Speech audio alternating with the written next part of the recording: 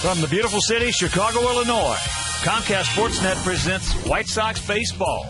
It's Paul Konerko, Alex Rios, A.J. Pierzynski and the Sox as they get set to butt heads with Nick Markakis, Brian Roberts, and the Baltimore Orioles. Hi, everybody, and welcome with Steve Stone. Welcome back. Thank you. I'm Ken Harrelson as we get set to bring you the first of this three-game set and the first of this six-game homestand. 3 with the Orioles and 3 with the Yankees. So the Sox coming off an off day yesterday, and it was much, much needed, believe me. Where we got off that road trip from Minnesota and Kansas City, we were 2-4. Not a good trip at all.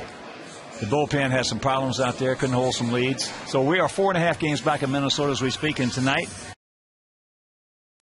Well, a very good one because Gavin Floyd goes to the mound against Jeremy Guthrie. Now, both of these guys, and the oddity is they both have ERAs identical, 3.97. However, Gavin Floyd is 8-10 and Guthrie is 7-12. The difference is that the last 2 times out, Gavin Floyd has really struggled, and he's struggled mightily, so he's due for a bounce-back game. And what better time to do it than today, because every game from here on in is a huge game, especially with payback due to these Orioles who took 3 of 4 from us in Baltimore. Guthrie throws a lot of high fastballs. He's given up 19 home runs this year. He's also hit 11 guys. So look for Carlos Quentin to maybe catch one off the elbow tonight. If he does, it could set up a rally. And, Hawk, this is a must homestand. All right, sit back, relax, and strap it down. White Sox baseball coming your way.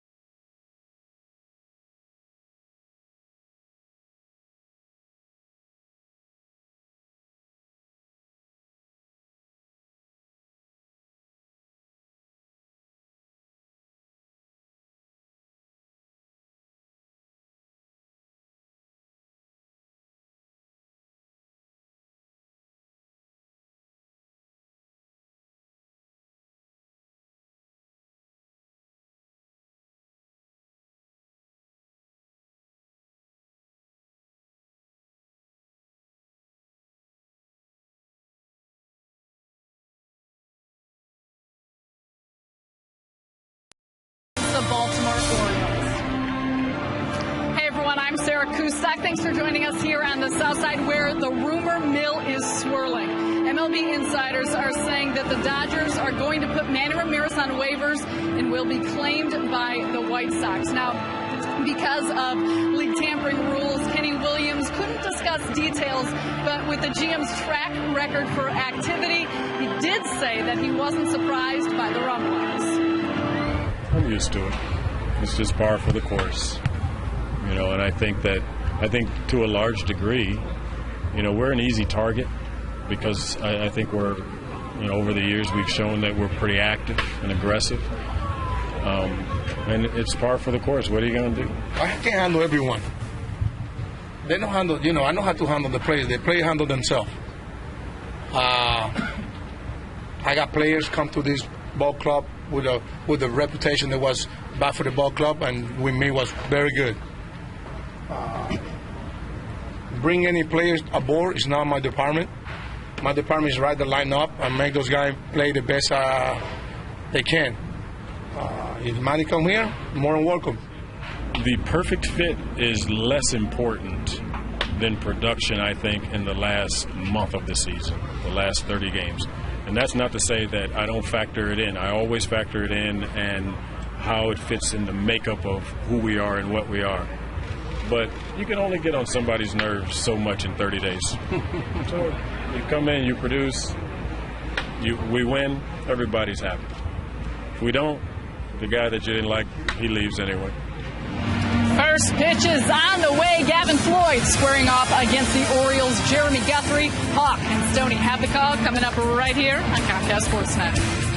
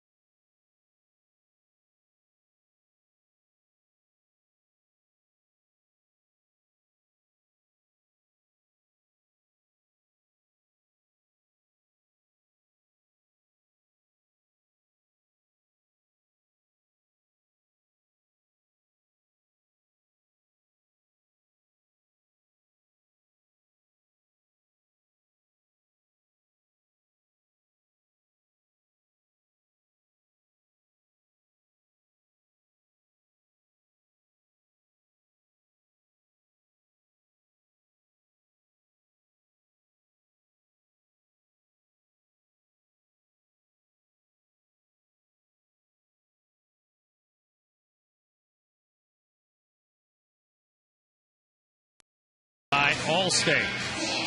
So the Orioles come in 12-8 under their new skipper Buck Showalter.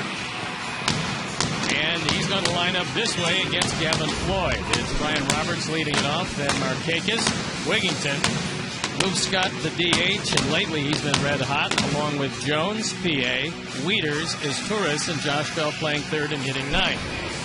The defense. And now Ozzy's going to line him up behind Gavin Floyd, Pierre Rios, and Quentin in the infield. Vizquel, Ramirez, Beckham, and Konerko. A.J. Przinsky gets a nod behind the plate, and the Toyota starting pitcher is Gavin Floyd, looking for win number 9, and this is 26th start. ERA just a touch below 4. He's had a couple of tough outings, and hopefully he can right the ship tonight. Game conditions 75 degrees with 61% humidity. The wind out of the southeast, 5 to 10 miles an hour, and it is very nice at the ballpark. The umpires. DJ Rayburn behind the plate. Gary Cedarstrom at first. Ed Hickox at second. And Fielden Culbreth is at third. So we're ready for baseball. I'm ready to turn over to my play-by-play partner, Hawk Harrelson.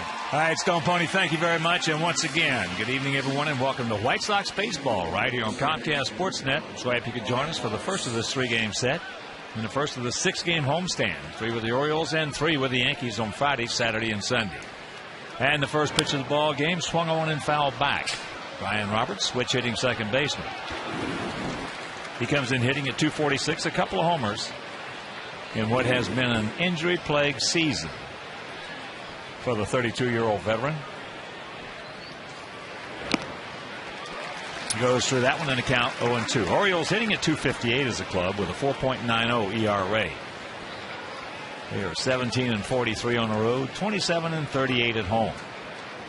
That's what Roberts has done lifetime against Floyd. His power is as a left-hander, however. Right-handed, he's hitting .320. Left-handed, .247 with both his home runs.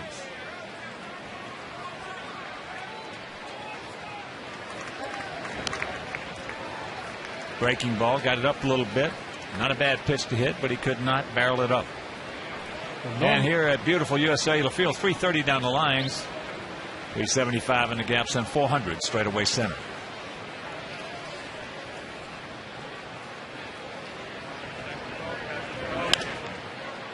And there's a souvenir. Normally, Roberts is one of their best base stealers, although this year he's had all kinds of back problems. 6 out of 8 in the stolen base department, and for a littler player, he hits a lot of fly balls. He gone. Cook. Good curveball. Hopefully coming to Gavin Floyd early. It's higher humidity today, so the curveball should be better. And Roberts down on strikes. So here is Markakis hitting at .285, 8 homers. He's driven in 43. 3 for 10 lifetime off Gavin.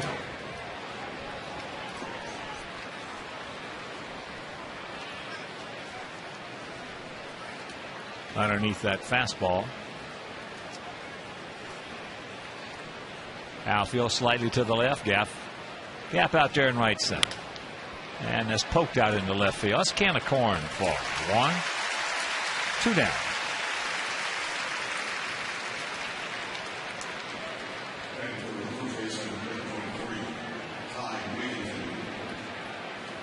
Here's Ty Wigington hitting at .255, 20 homers. He's driven in 63. He's had a banner year for him in the power department, much better than last year. We played in 122 games. That was good. But just 11 home runs, 41 driven in, so he's dwarfed those numbers so far, and he's a dead fastball hitter. Takes that fastball up high.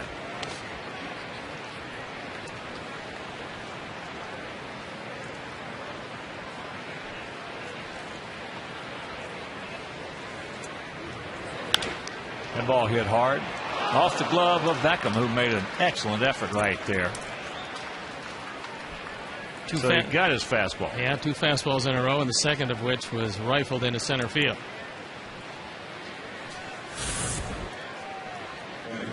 That fastball on the outer third hopped over Gavin's glove, right off of Gordon's glove, and into center field.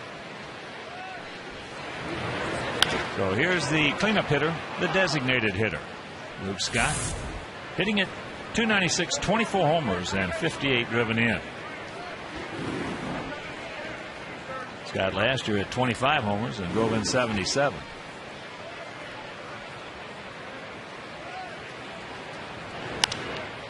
High in the left field, short foul. Nobody's going to be able to get there. Close. Omar gave it the long run, and Juan Pierre was nowhere near it because he was playing into left center field. And Omar gave it a good shot. You see how far he had to go because he was playing well off the line. Just couldn't get to it. Well, he could have dove head first right into that concrete fence. Yeah, we could ill afford to lose him for any length of time. 0-1 to count to Scott.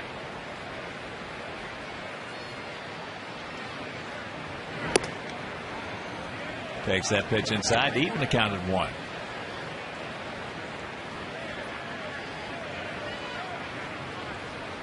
Scott's having a pretty solid year.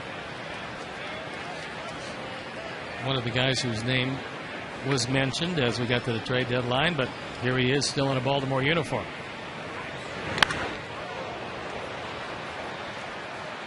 Very short. It's a no lead by Wigington as the count moves to 1-2. So Johnny Damon look-alike.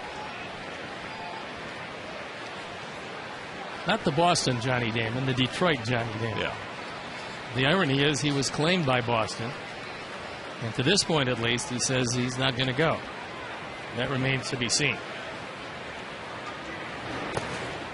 Usually when that happens, that's a euphemism for I want just exactly another year and more money. Right. How much are you willing? How much do you really want me? That's the normal vernacular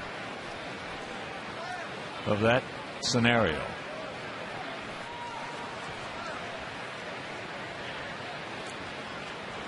Two out.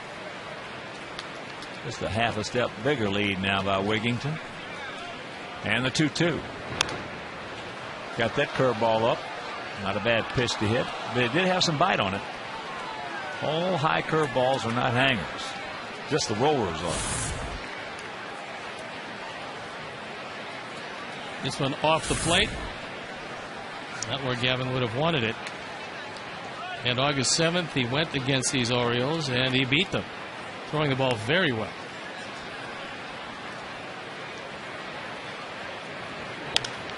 And that's into left field. That's playable. Pierre's there, makes a catch, and that'll retire the side. After having to play, it's the Orioles nothing and the good guys coming to bat.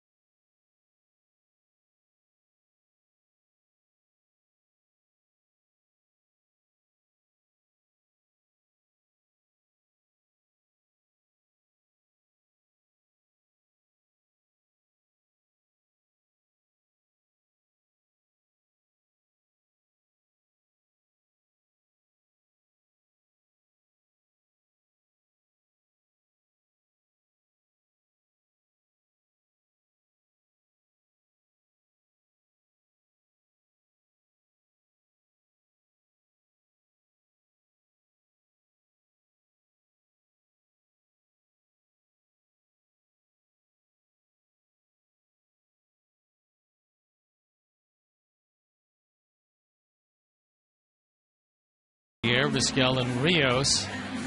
Paul Konerko hitting cleanup with Quinton, Pierzynski, Ramirez, Marti in the DH, and Gordon Beckham playing second, hitting ninth. The defense and how they'll line up behind Guthrie, left to right. PA, Jones, and Markakis in the infield. Bell is Turris, Robertson, Wigington. Wieters behind the plate, and the Toyota starting pitcher, Jeremy Guthrie. He is considered the ace of this staff. Good straight change, good over-the-top curveball, and a pretty good fastball. And before we show you our picks to click, you at home select yours, as there is strike one with a fastball. Juan Pierre hitting at 278, a homer. He's driven in 33. Goes through that one.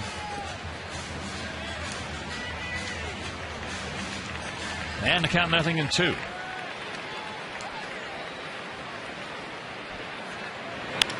And there's a base hit.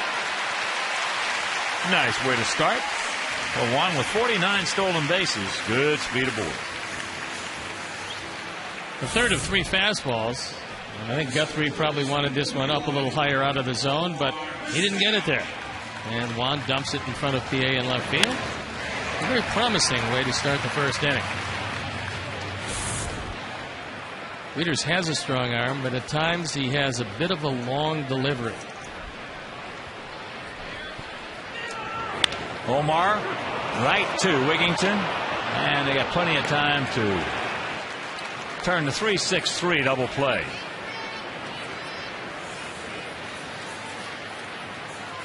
Quickly 2 out. You can't hit it much harder, and you can't make it an easier double play than this. His Torres had plenty of time to get out of the way of the sliding Pierre, and no chance to beat that relay. So here's Alex hitting at 290, 17 homers, 70 driven in.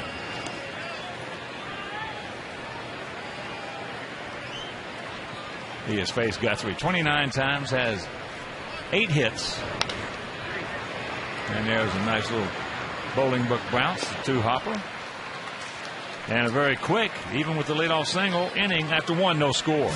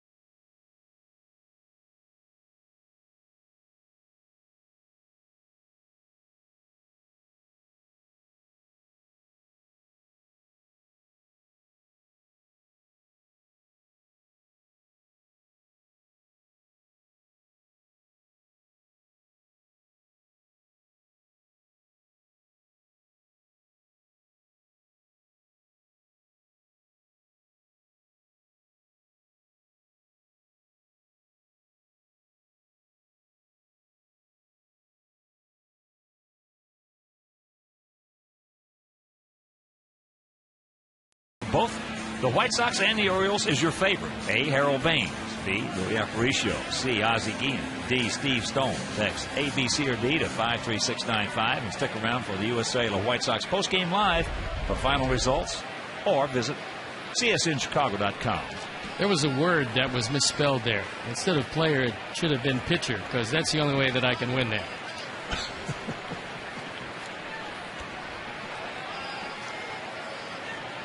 Adam Jones, the center fielder, followed by Felix P.A. and Matt Wieters. Jones is really struggling. 25-year-old youngster hitting at 275, 17 homers, 52 knocked in. He's 0 for his last 16, and the last hit he got was a bunt that won a baseball game. A walk-off bunt. Breaking ball, didn't get it. And the count 1-1. Minnesota leading Texas 1-0. Second inning in that ball game down at Rangers Park. And that ball's foul. A little duck snort by Mike Kadire knocked in a couple of runs. What new? Well, he does it against us enough, so not surprising. And in the middle of that order, especially with the absence of Justin Morneau, he becomes all the more important. But Texas has a lot of thunder. They won last night. Can't count them out down there. No, that's a good lineup. A good lineup. At home, they are 40-23.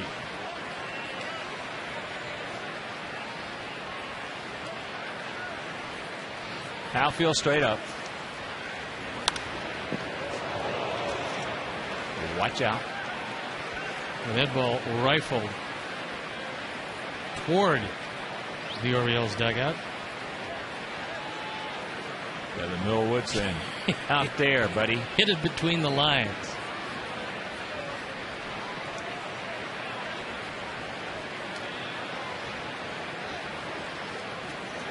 Gavin ready with the 2-2 delivery. A big leg kick and a full count.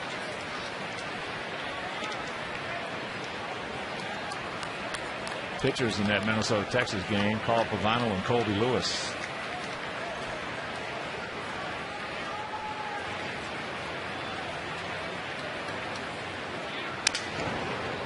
And another $64 bill just bit the dust. Gavin hung a curveball at 3-2. And Jones fouled it off. Sometimes you get lucky that this ball hung that far inside. And a very strong young man couldn't get the good part of the bat on him. So what's happened the last couple of starts, he's really struggled. But before that, he was about the hottest pitcher in baseball. So he's due for a bounce-back game, and this would be a perfect time for it.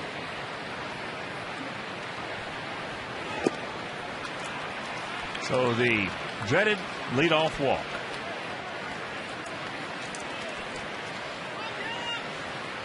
And here's PA. PA hitting at 288 for homers. He's driven in 15, but he is 3 for 6 lifetime off Gavin.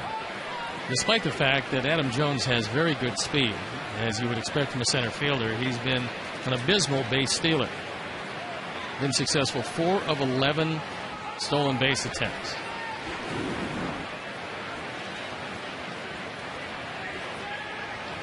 Decent lead as there's first pitch strike to PA. Another 25-year-old. PA loves the ball down. He would prefer it middle in if he had a choice. And it's usually pretty tough to walk in. In fact, he's walked 5 times this year in 170 at-bats.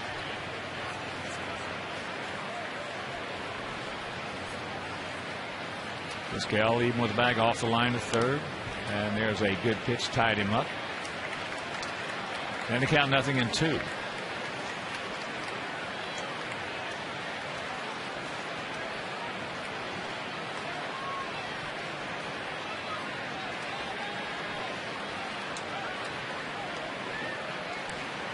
Buck Showalter looking out at his ball club. They're going to finish a distant last place. However, under him, they played 600 baseball. And that's up high. 1-2 the count.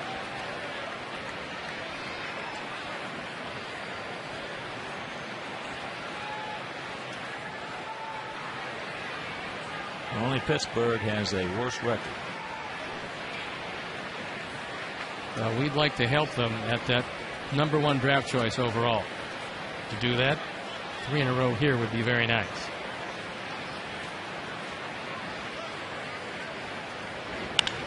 And there's a base hit. Jones going to make the turn, so the leadoff walk is at third. Runners at the corners and nobody out. Trouble of brewing big time here in the top of the 7th. Before Buck Showalter got there, 32 and 73, playing .256 baseball. Then take a look at since August 3rd in 20 games, they're 12 and 8. They're hitting the ball a little better, but the ERA substantially better. I'm not sure that has a whole lot to do with Buck as it does with just a different attitude for this ball club. Maybe a new start under a new manager. Here's the big switch hitting catcher. Wieters hitting at 239, 10 homers. He's driven in 40.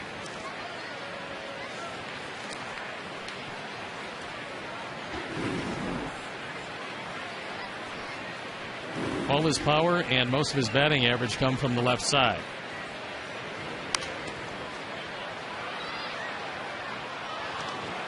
Right-handed, hitting 196 with 2 homers. Left-handed 256 with 8. There you look at the splits, and you can tell he's much more dangerous from that side.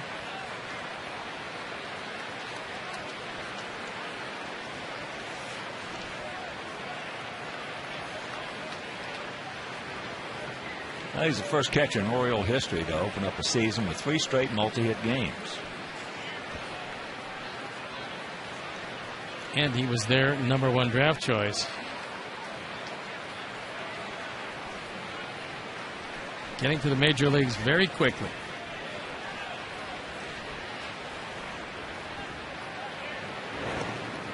Nice block by AJ.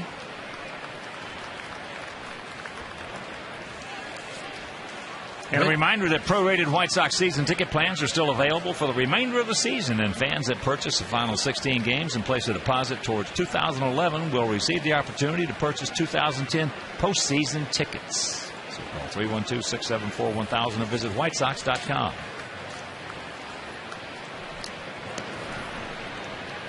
Gavin has 8 wild pitches, and AJ has already saved him a couple tonight.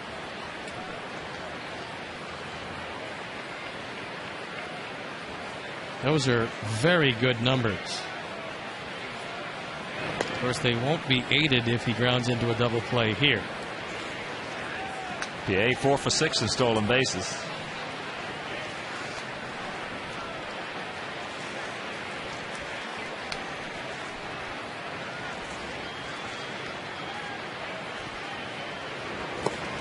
Another nice save right there by AJ. So far, Gavin doesn't have any semblance of a release point for this breaking ball. That was intended to be a slider. AJ once again did a nice job of kicking that ball out in front of him and making sure that not only Jones but PA couldn't move up, so the double play is still in order. And a 2-1 count for the 24-year-old.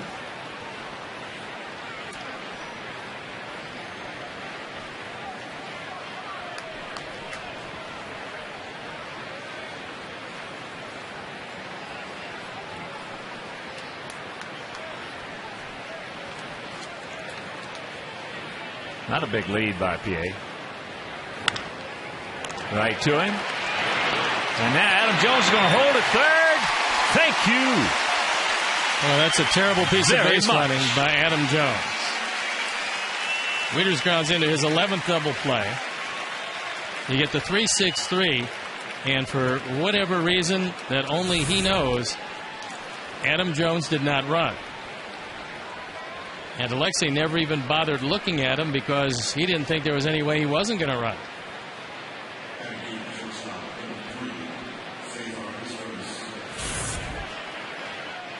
That is a huge break.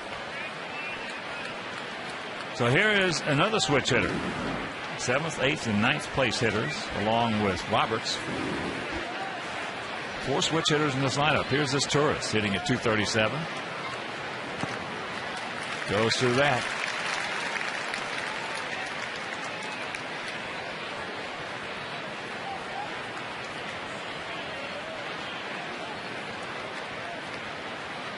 Torres hitting at 218 right-handed, 246 left-handed. And we take a big break. We'll take it. Men first and third, nobody out. Ball hit on the ground to Paulie. Jones doesn't run after an inning and a half, nada.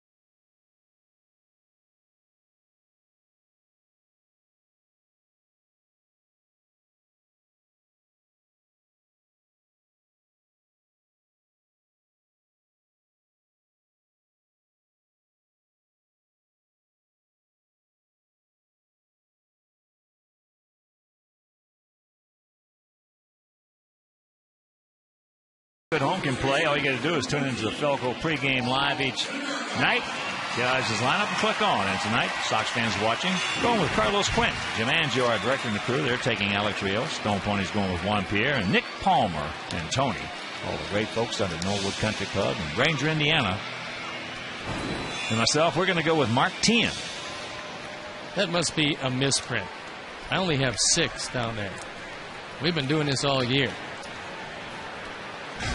Tony, what can I tell you? It is what it is, buddy. Jeez. That's awful. That's... We've been doing this for a long time, you know. And that by far is the lowest total. Oh, yeah. You realize the chimp could win 1 out of every 4? Well, we don't happen to have one around. so I'm picking instead. That's right. Paulie with a 1-1 count. Paulie hitting it .310. 31 homers, 86 knocked in. 31-year-old right-hander. Oh, Paulie got a cookie.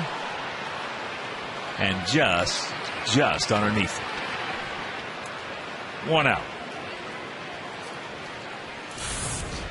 Guthrie rolled a breaking ball. He pretty much set it on a tee. And this is living proof that every mistake that a pitcher makes does not hurt him. Because that was a big mistake. And it's an out, not a run. And Paul just is shaking his head. Oh, yeah. He might not see another pitch like that maybe in 2 days. Here's Carlos. At 237, 24 homers, 77 driven in.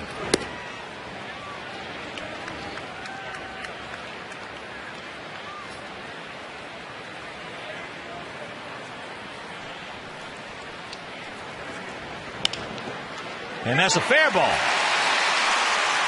by Josh Bell. So Carlos on his way to second. And he will get there with his 21st two-bagger. That was a two-seam fastball that he tried to run in on Carlos. But Carlos loves the ball down. And that's where it is. Take a look at the location. You see the movement. That ball was moving in. And that's a fair ball. Far enough as far as Guthrie was concerned. In a perfect spot as far as Carlos was concerned. By a diving Bell who gets a face full of the infield. And it winds up a double anyway. And that'll bring up A.J. A.J. hitting at 248, 6 homers. He's driven in 40. Takes that pitch down low. Took it nice.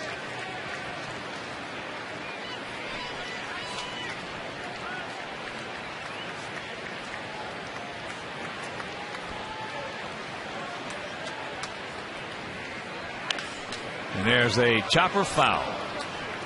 So the count 1-1. Guthrie was a first-round draft choice by the Cleveland Indians. That was back in 2002. He was a 22nd pick overall. Later claimed on waivers by Baltimore. He used to only have a four-seam fastball. Now he's throwing a lot of two-seamers, and it's helped him out. Last couple of years with bad Baltimore teams, he's finished with 10 wins. Big pitch right here, the 1-1. Outfield, they're straight up, about equidistant. Checks it up. He did not go. Well, Guthrie's quite an interesting study. Got a terrific resume. MVP in high school in all 3 sports. Quarterback on the football team. Class valedictorian. Attended Brigham Young for 1 year before going on a 2-year Mormon mission to Spain. As there is ground ball second base, 2 down, where also he speaks fluent Spanish. Then he came back. He enrolled at Stanford in the fall of 2000, majored in sociology, and continues to work towards his degree in the offseason. So he is a well-rounded individual, and like you've met him, you've talked to him. Nice guy. Oh, terrific guy. Just terrific guy. I still believe he also wants to learn his craft, which is going to hold him in good stead because he's always had terrific stuff. You don't get drafted in the first round unless you have great stuff. He just was never able to harness it with the Indians. He's trying to have it come to him here in Baltimore. Well, basically, he was a 2-pitch pitcher for a long time. That was fastball, curveball. Everything was hard. Everything was hard, and a lot of the fastballs were up high, and a lot of them left the yard. And that's not going to work. Especially in Baltimore, which is a pretty small ballpark.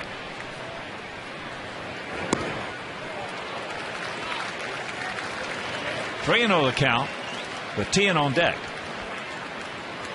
Last 4 starts, Guthrie has started to settle down.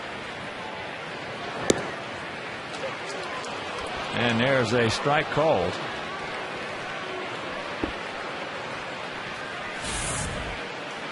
Lexi thought this was ball 4. And there is ball 4.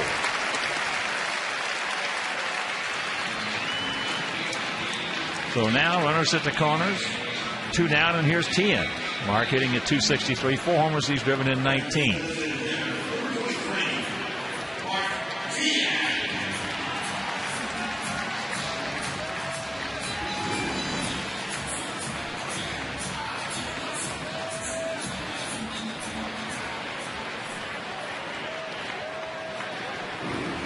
Cubs leading the Nasty Nets 5-1. Game in the 6th. As there's a strike to Tien.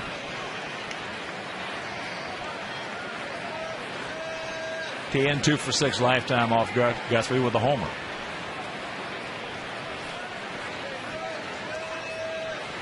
Bit of a gap out there in right center. Good lead by Alexi. And that's low.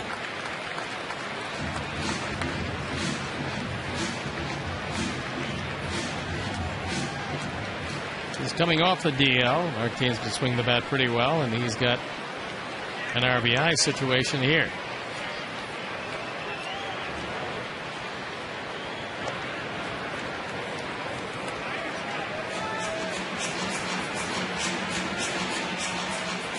One of the things you don't want to do against Guthrie is get a careless lead at first base, because he does have very quick feet.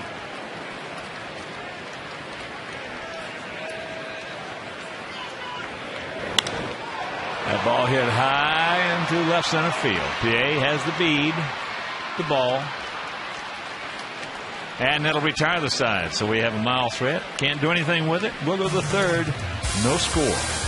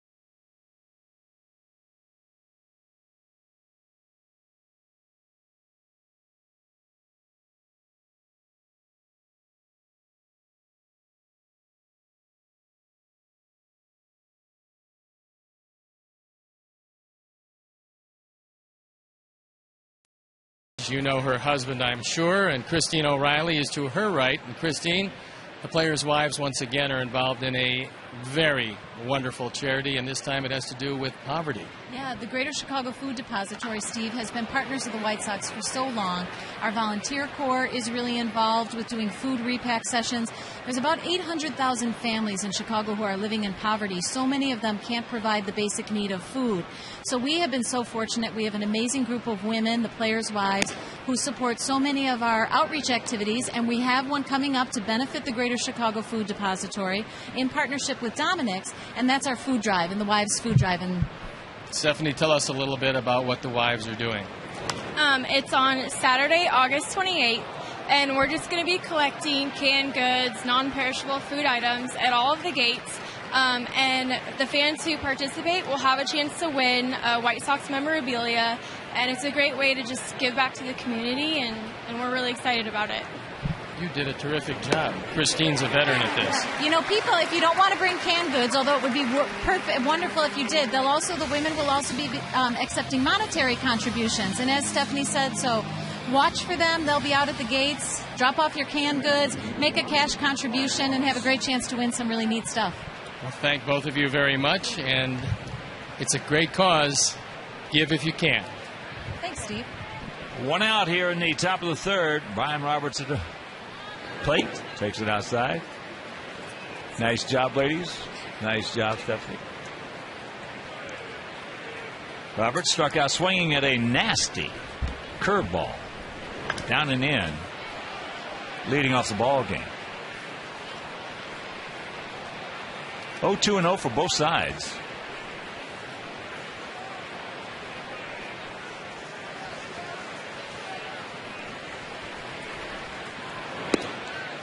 And there's the strike. So the count 1-2.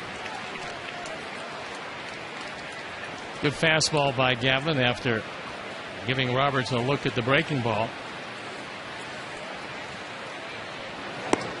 And another one.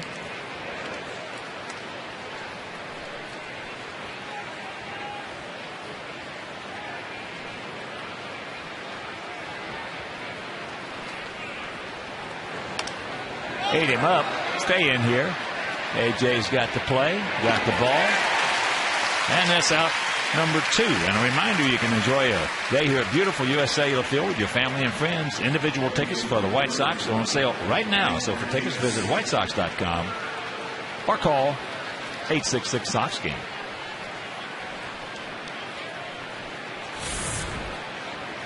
Good fastball inside part of the plate. Roberts can't get his hands out and pops it right back to AJ, who makes the play look pretty easy.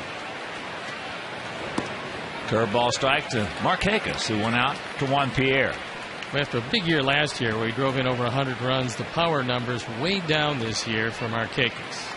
Well, he didn't have Brian Roberts in front of him for most of the years. That's true. That'll take those RBIs down for you. That little man scored a lot of runs. Nick's the best player on this team. Well, also, he didn't hit second last year, and I'm not sure under Buck Showalter if he's going to hit second when next year rolls around. Yeah, he beats one in the hole right there for a base hit. We got a guy in Markakis that can do just about everything. He's a terrific fielder. He's one of the guys in this league that you don't run on because not only does he have a strong arm, but he has a very accurate arm because he comes straight over the top. The ball doesn't move one way or the other. So you get a guy who runs and normally can hit for power as well as average. You got a pretty good asset as young as he is.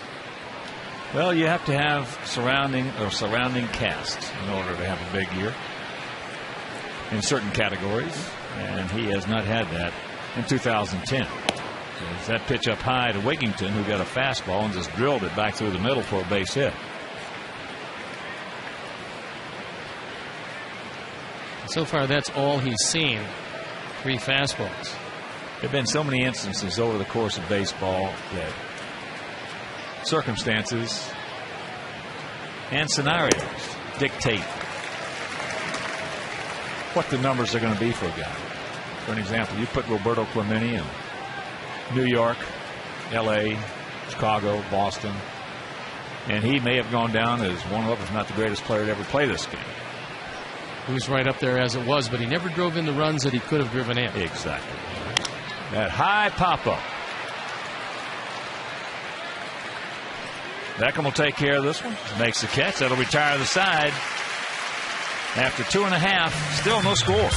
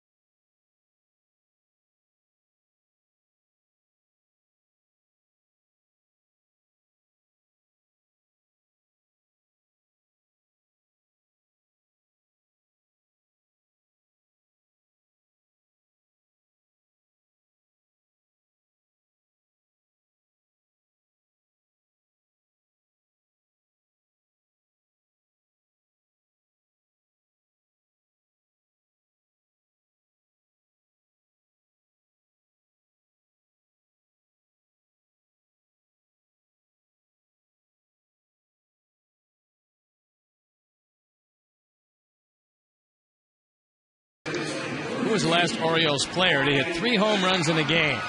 You ponder that. We'll get back to you with the answer a little later in this game.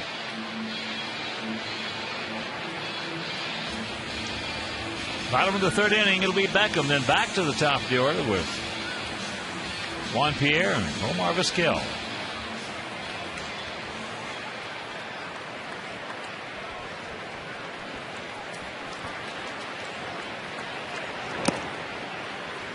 Big hack.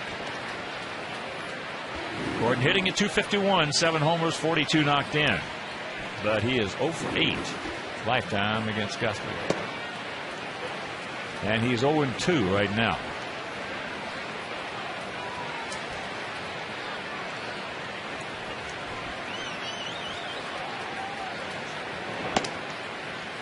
That's up high.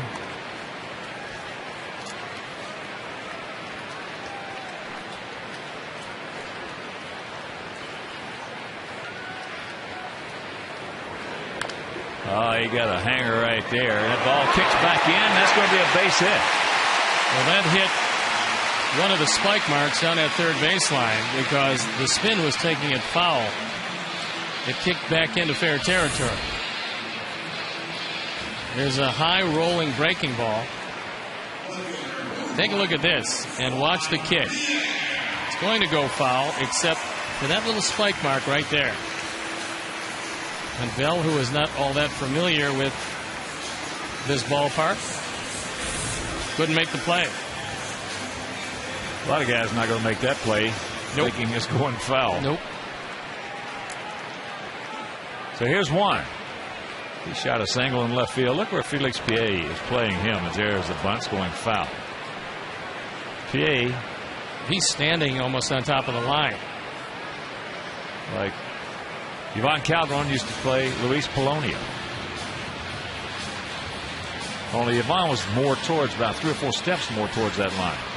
It really opens a huge gap in left center field because Jones in center is on the third base side of second, but not that much. Now to slap that one. And the count 0-2. That was one of Juan's efforts to push it hard right at his Torres at shortstop.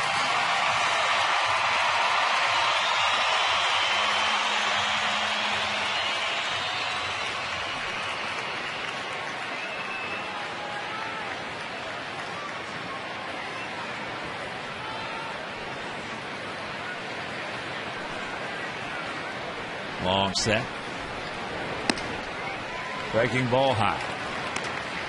Well, right now, Guthrie's curveball is just not breaking. He's been fortunate to this point to get away with it. If he keeps on throwing it and it keeps on doing the same thing, he won't get away with it for long. Well, if he wants it to break, he better slow it up a little bit. And right now, he is viewing it as a velocity instead of a rotation pitch. And the last time against our ball club, he was pretty tough to hit. And Juan Ayres says, "Get off me, swing."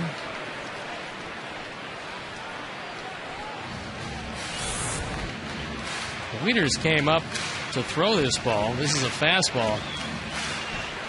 At least at first, Gordon wasn't running. And Juan, in protection mode, was able to foul it off.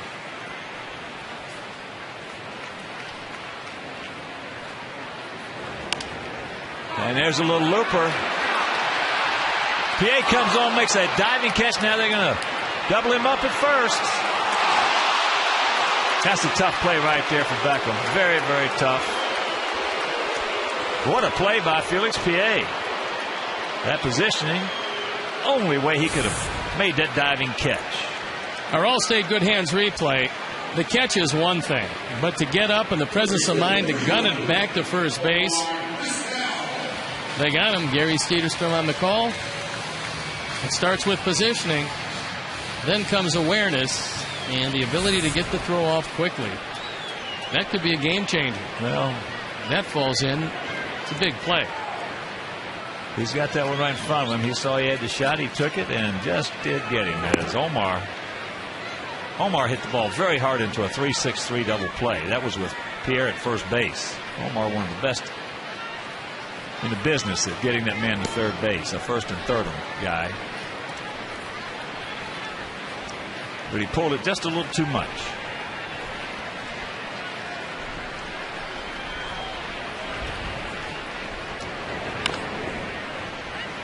Top of the fourth inning at Rangers Park. Minnesota leading Texas 2-1.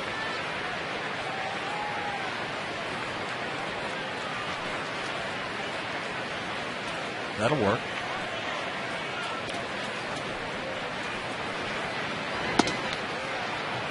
Got him.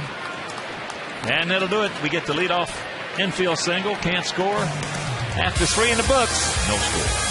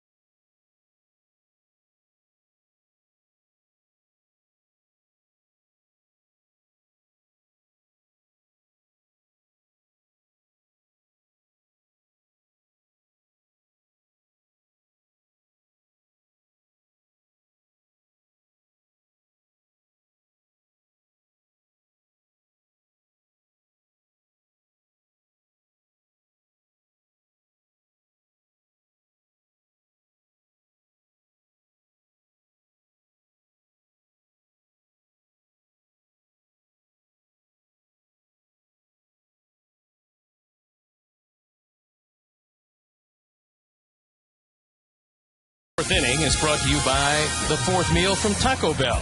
Open 1 a.m. or later. Top of the fourth inning, 0-3-0 for both teams, as it'll be Scott, Jones, and Pierre face Gavin Floyd. Luke Scott slide to 1, Pierre in left field. First of 3 against these Birds. And first of a brief 6-game homestand. Finish it off with 3 against the Yankees Friday, Saturday, and Sunday.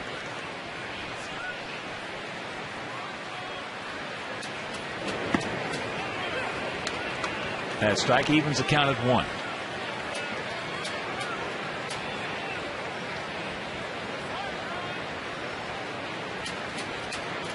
Outfield very deep all the way around for Scott. Uh-oh. Get foul. He won't. Nope. It is way back there, and it's 1-0 Orioles.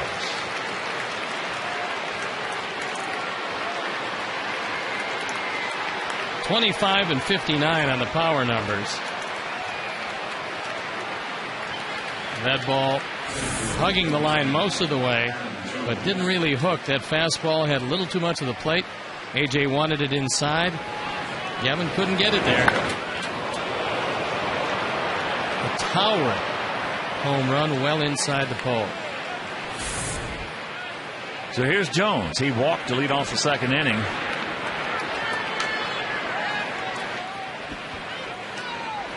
That is the 12th home run that Gavin has thrown this year. That's actually in this ballpark. And some of the ballparks around the American League, it's a pretty low total when you figure that he's making his 26th start and he's thrown 160 innings. That's a terrific total, pitching into this ballpark. Very good. And the count 0-2. But a tremendous break when Jones did walk the lead off the second, and on a double play 3-6-3 he didn't score from third.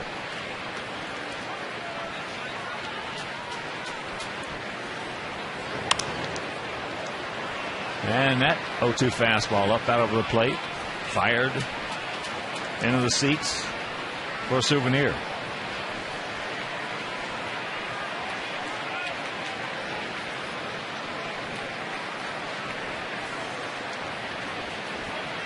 Yankees really putting it to Toronto. Hopefully they score themselves out before they get here this weekend.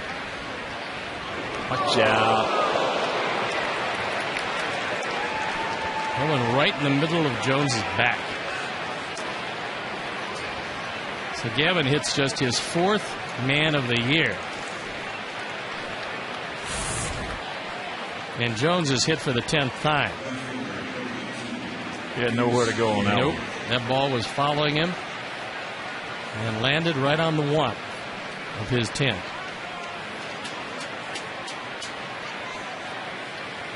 So in essence, after the leadoff home run by Scott, we have the leadoff man aboard following that. Once again, Jones.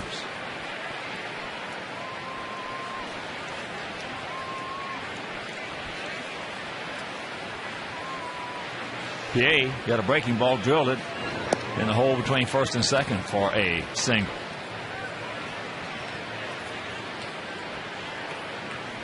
He doesn't have that much power, although if you get one middle in and down, he can put a charge into it. But you have to pitch him up around the Baltimore logo. If you do that, normally you're going to be in good shape, as he does have an uppercut swing. There's another bullet in the center field, and once again they're going to have runners at the corners and nobody out. So some more deep trouble brewing here in the top of the 4th. You just can't pitch Felix BA down.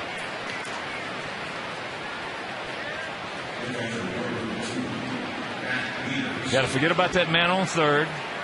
And here is Matt Wieters hit into a 3-6-3 double play in the second.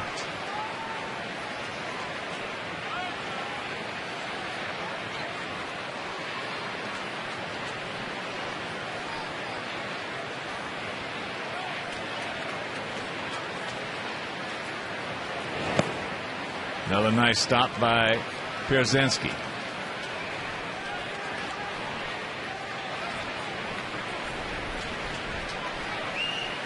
Last time Wieters was up, AJ stopped 3 of them that easily could have been down and by him. Helped set up a scoreless inning.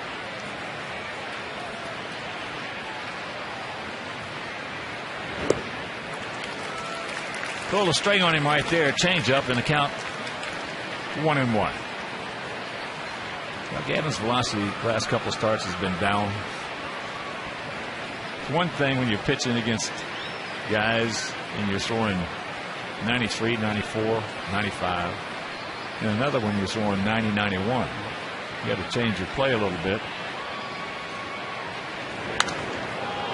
As that ball is foul. And the count 1-2. Wieters breaks his bat, go for another one. He does have a long swing, and because of that, most of the American League pitchers like to throw him in under the hands.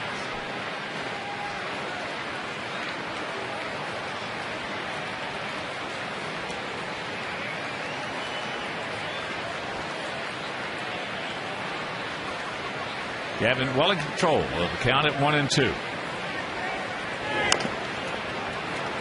Probably now is going to go, and nobody over there to cover first, but the man he hits scores, and it's 2-0. Well, you can fool Jones once, you just can't fool him twice. Because as soon as Wieters touched that ball, he was off. Wieters with pretty decent speed, actually.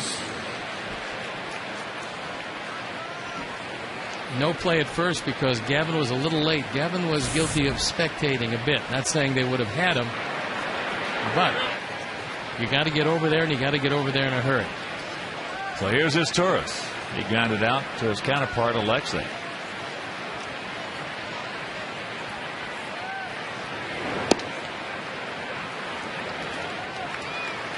They may have had a shot at turning that one over if Wieters was hitting right-handed, but not left-handed.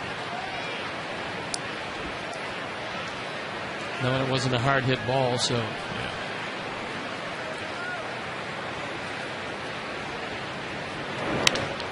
That's into center field. Can of corn for Alex. 2 down. Rangers have tied up that game with the Twinkies at 2. Home run by Josh Hamilton. Off Pavano. Texas hitting in the bottom of the 4th. Hamilton's having just an unbelievable year. And he really sets up to figure prominently in the MVP voting. However, because probably nobody's going to catch Bautista in home runs, he just hit his 40th. Triple Crown probably not in the equation again this year.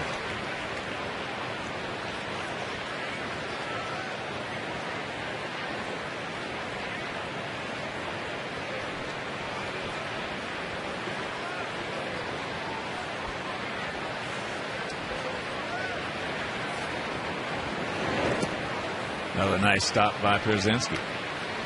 Bell came over from the Dodgers. A deal that sent Casey Blake to Los Angeles. Blake still over there playing well. Bell, a switch hitter, very big, very strong man. But left-handed, had a tough year. No power and a batting average below 200.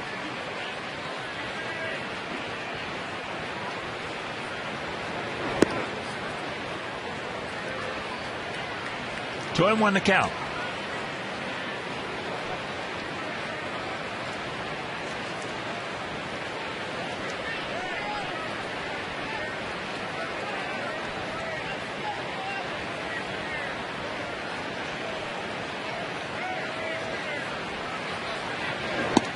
And that's outside. And reminder, you can enjoy post-game fireworks presented by the Chicago Blackhawks this Friday.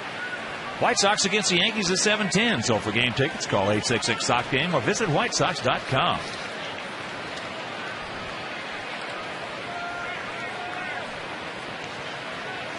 (3-1). Now Paulie's going to play behind Wieters at first. Not a bad idea because Bell has 2 walks in 82 at bats.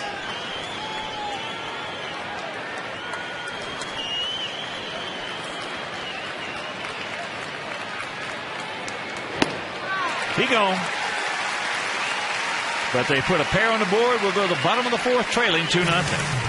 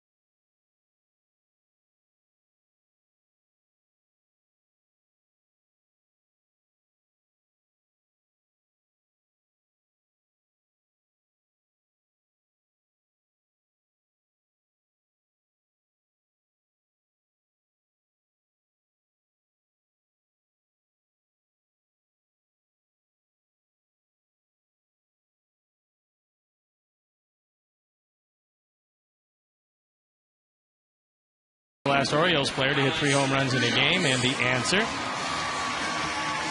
Nick Markakis, back on August 22nd of 06 versus the Twins. And Adam Jones has taken himself out of the ball game. at least momentarily. He came in from center field. Evidently that, Corey Patterson's going to go into left field as PA is going to move into center. Evidently that thing on his shoulder blade is jumping up, hurting a little bit right now, which it will. Buck Showalter comes out, explains to DJ Rayburn what's happened. PA has been in the game already. Patterson will take over the spot occupied by Jones. And you're looking at 67% of what was supposed to be the Cubs outfield. Corey Patterson, third player picked in the draft in the first round. Felix PA, for a long time an untouchable in the Cub organization. Now they've both found a home in Baltimore, and they're both playing pretty well.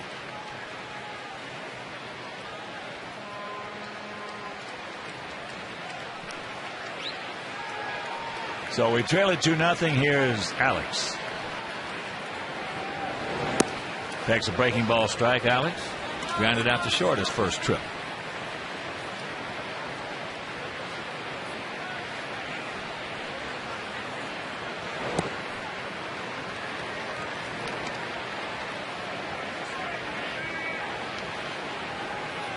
Texas is now taking a 3-2 lead over Pavano and the Twins, still hitting in the bottom of the fourth.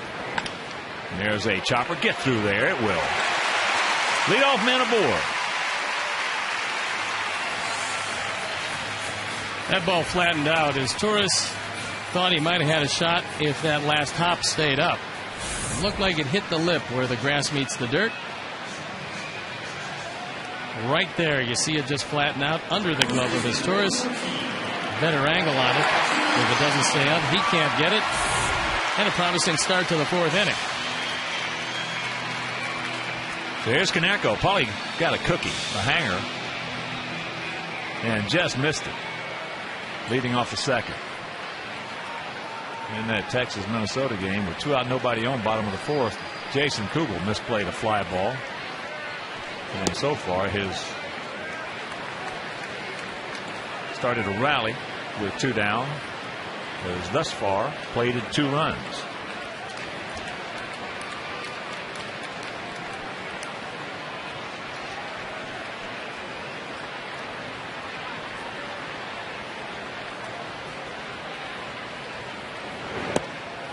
Thale looks at that one in the count 2-0. Recently, over the last 19 games, Paul has been as hot as you can be. 380, 6 home runs. He's driven in 13. And he's seeing the ball well because he's walked 12 times. And that's a fair ball. Alex going to make the turn. Thale's going to hold it first as they get the ball back in. And runners at the corners and nobody out.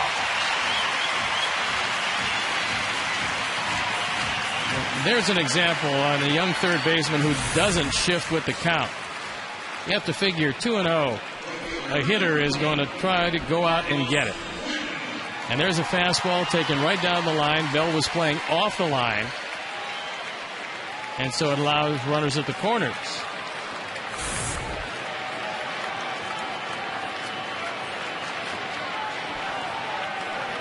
And here's Carlos. He doubled down that line in the second inning. Checks it up and takes ball 1.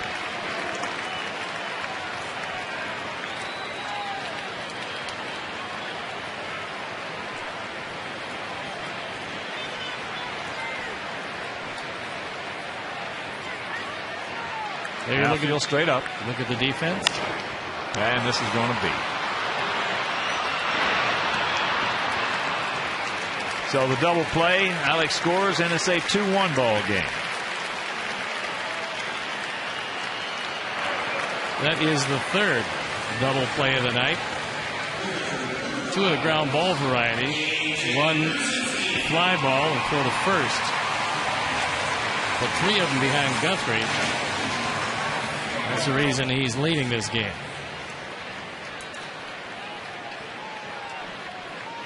So here's AJ. He grounded out to Roberts at second. Takes first pitch strike.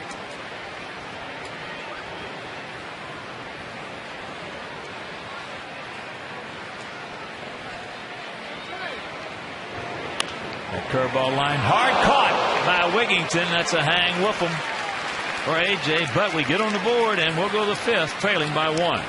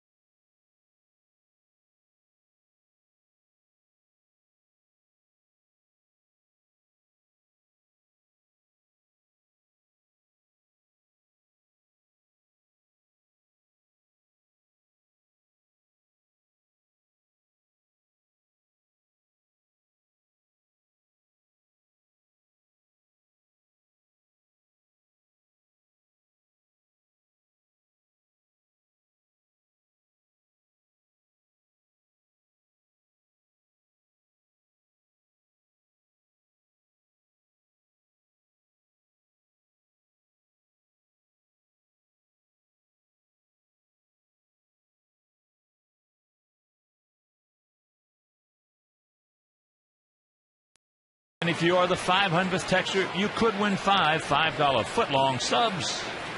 Subway.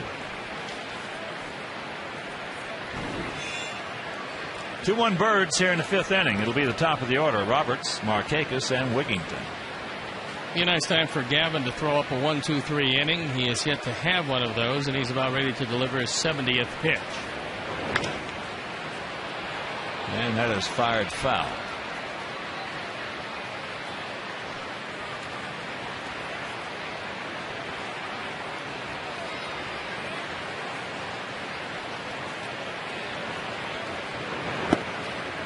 And there's a strike. Very quickly. 0-2. When you don't have a particularly good fastball on a given night, that straight change is going to be your best friend. That was a good one to Roberts. Try to backdoor him and the count 1-2.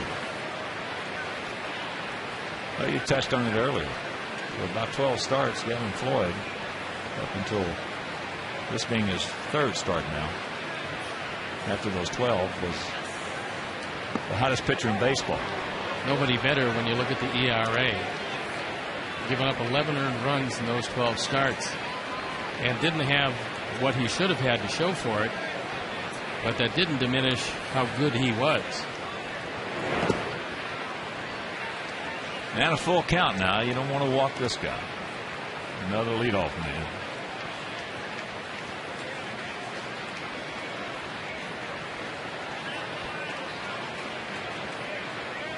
Roberts doesn't walk a great deal either. So to walk him, you got to be well out of the zone. And that was.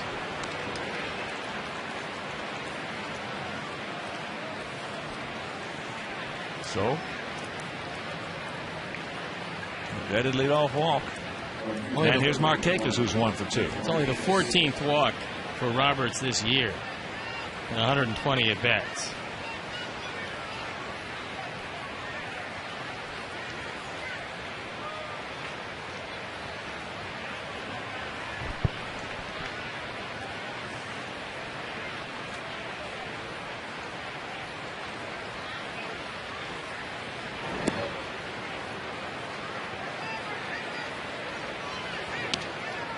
that slide step yielded an 89-mile-an-hour fastball.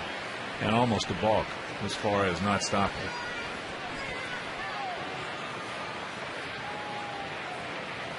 Showalter likes to use a hit and run, although Roberts is a really good base stealer.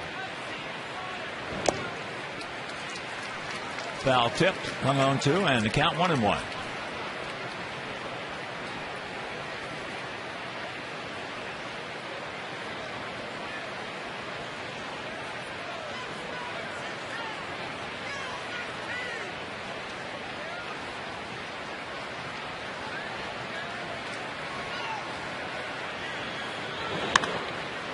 As high and deep. Stay in here. Stay in here. It will. Thank you very much. That is a just missed him by Markakis. And it's a good thing that those flags are not moving a little bit more. Markakis got one on the inner portion, went down. It's a home run in Baltimore. But they're not in Baltimore. There's Wigington.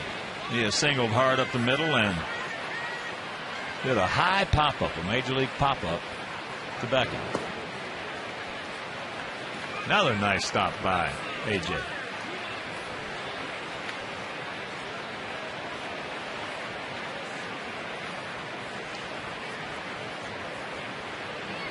Wigington has grounded into 17 double plays this year, and that puts him #1 on the ball club in that dubious department.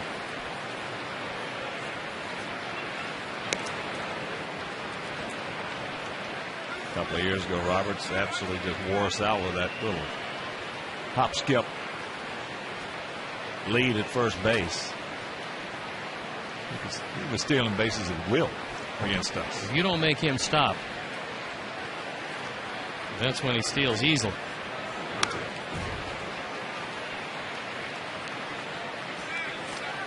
Lifetime 80% base stealer.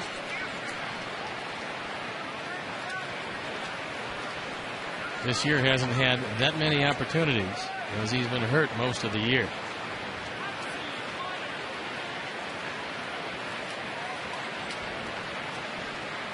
The ball is striking out. Here in the top of the 5th inning, 2-1 Baltimore.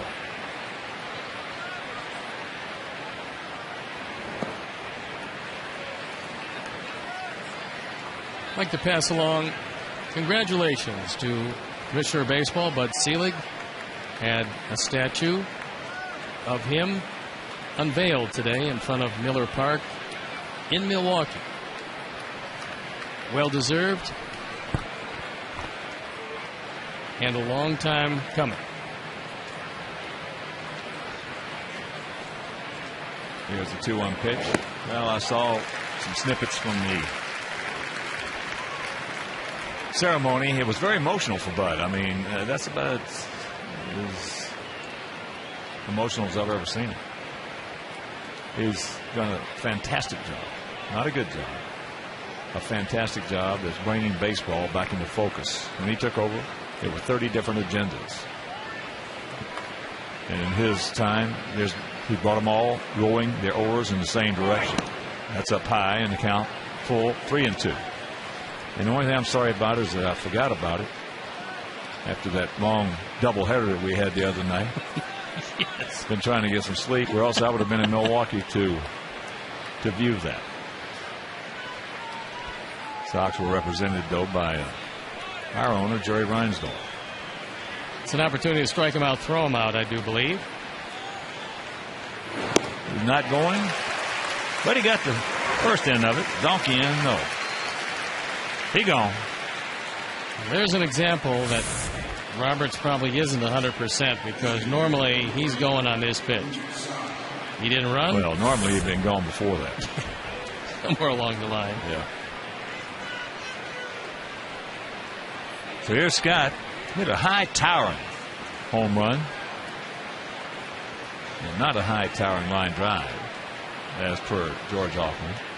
A high towering home run.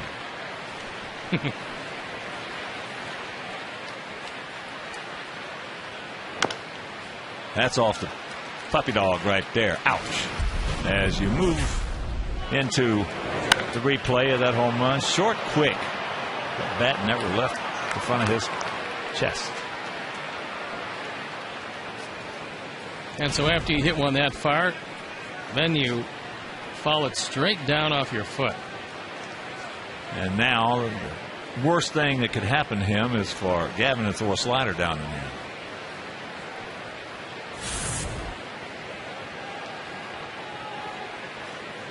Yeah, you could hear that one all the way up here. That was a Jim Dandy.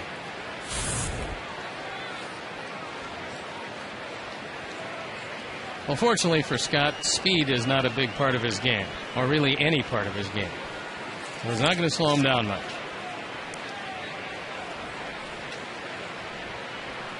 And while we have a moment, a big White Sox shout out and get well soon to a big Sox fan,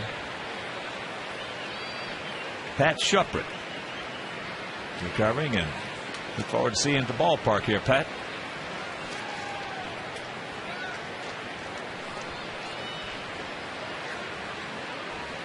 So a little bit of that pain subsides.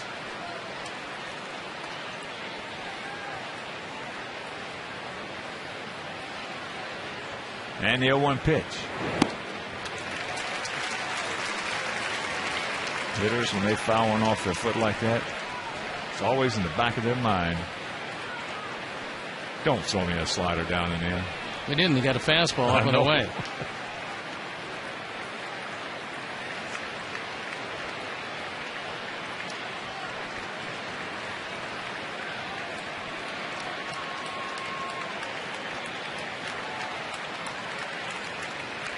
Two out in the 0-2 pitch. That ball hit deep into left field. One is there, right in front of the Comcast Sportsnet sign, holds it in, and that'll retire the side. We are halfway home, trailing 2-1.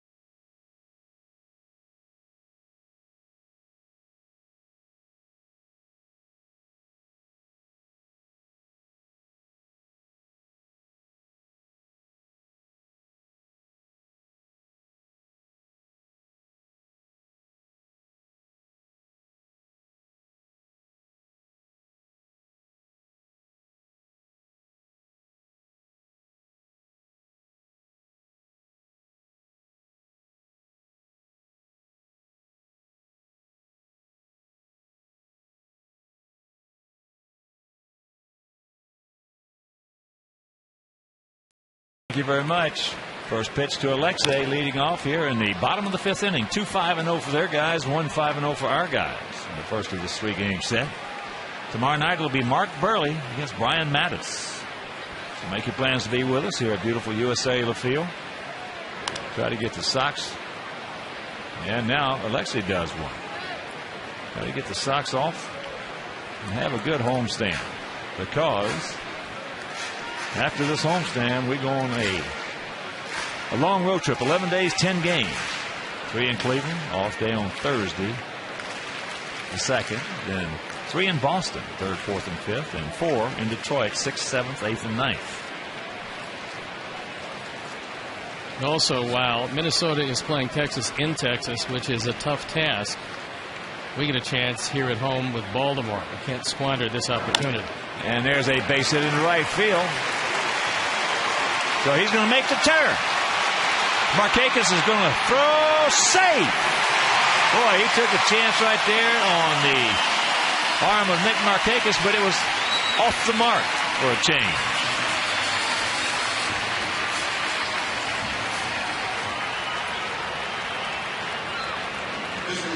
The 0-2 pitch from Guthrie, and he throws it right down the middle.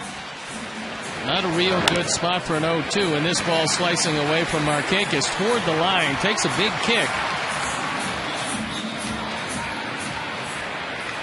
Just in ahead of the throw is Ramirez. And if that ball is on the mark, he's cut down. And Mark's got a job to do, not that way, the other way. Inside out swing. And the only place that one could have gone was the left side. Adam Jones left the ball game with a left shoulder contusion. That thing's really going to be sore a little bit later. Tried to backdoor him.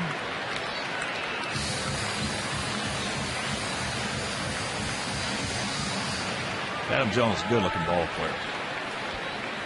Well, there's not much he can't do. He can do everything. He's a baby yet. He's turned 25 as that pitch fouled back, and now the count 1-2. Leaders out to talk with Guthrie. And a reminder, join our White Sox mobile group to receive exclusive offers and chances to win great prizes like autographed jerseys and baseballs. Text Sox to Shy Sox. That's 244-769 to enter to win an autographed Gordon Beckham jersey. Yes, standard text and data rates apply. Visit WhiteSox.com for official rules. Just off the inside corner, says DJ Rayburn.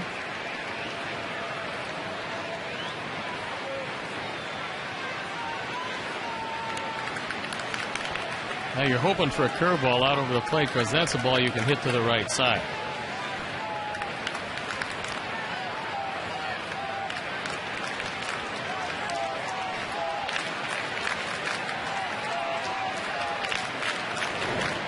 In the dirt. Alexei, yes. So we catch another break. Guthrie with his first wild pitch of the year. He went for the wipeout curveball, and this ball caromed off of Wieters. He can't control it. Good heads-up play by Alexei, who as soon as it hit the dirt, he was off. So the payoff, and that's ball 4, so runners at the corners and nobody out. Second walk issued by Guthrie. And here's Gordon. Beckham had an infield single leading off the third inning.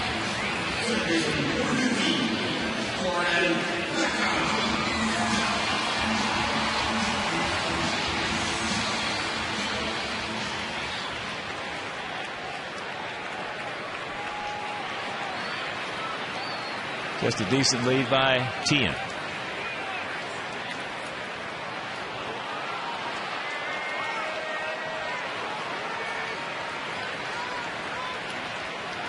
Former partner, God rest his soul, Don Drysdale, every time somebody used to do that, he'd go, not since the big freeze.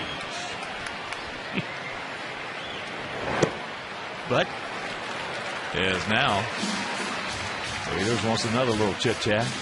But now things have changed. That play has worked over the last 15, 20 years. Well, occasionally it will work if you have every intention to throw to first after you fake the third. But I've seen a lot of times the guy fakes the third, that runner moved off a step. Pitcher, if he looks back at first, he's got no chance to get it. We had a duo there that used to work it in reverse almost. Jack McDowell, Robin Ventura. They got some guys at third. Watch out. And that got him pretty good. So that'll load him up. Guthrie was not trying to hit him. Ryan Ball comes out along with Ozzie. They want to check in Gordon Beckham.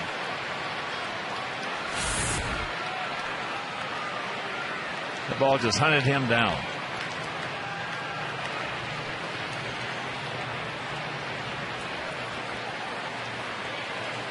He got him off the right forearm, it looked like.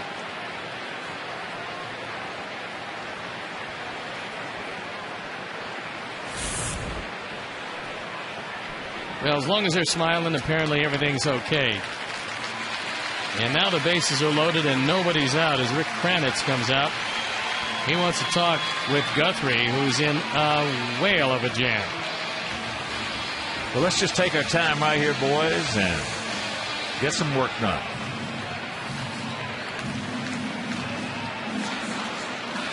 I told you before the game that Guthrie has hit a whole lot of guys.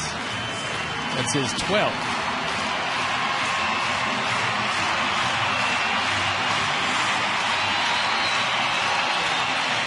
That's a pretty innocuous category in today's game because a lot of guys hit themselves.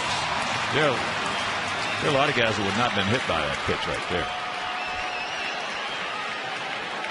So here is Juan Pierre's 1 for 2. Takes first pitch strike. Well, they're going to trade the run in the infield for a double play if they can get it, but Pierre's a tough man to double. Decent speed on the bases. Very good speed at third.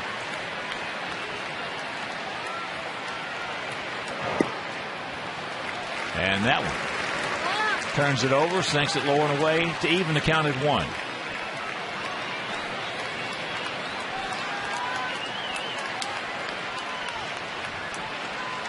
Big pitch right here. That ball hit hard right at Markakis. That gummit.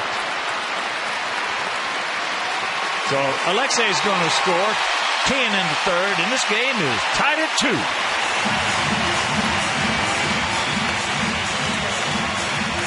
.34 runs driven in for Juan Pierre.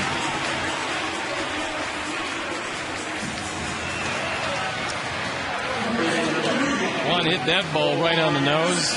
Some good base running by Tien as he realized as Markakis set up he was going to make that play.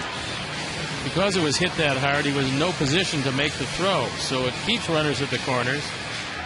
Only one out in a tie game. Don't stop now, boys. Omar Vizquel. He is 0 for 2. He's due. And what he can really do well is bunt. And what he can also really do well is catch that hole between first and second when they're holding a man on. 5 sacrifices, 4 sacrifice flies for Omar. Takes it right there. 0-1 the count.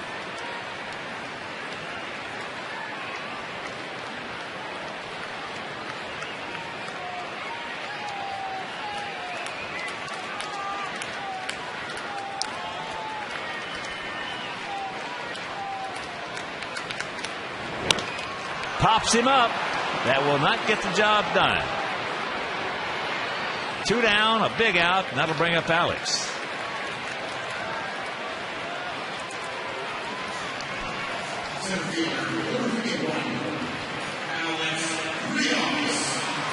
Alex started off last inning with a single and scored.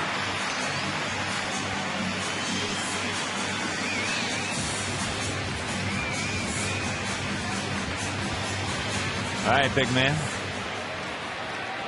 Right here.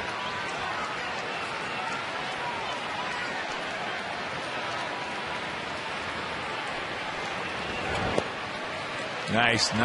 Stop right there. And they're going to get Beckham, who lost his footing. Couldn't get back, tried to crawl back. I'm not sure where he was going, but it was not the right place. Meanwhile, wow. We get a run. We'll go to the 6th, tied at 2.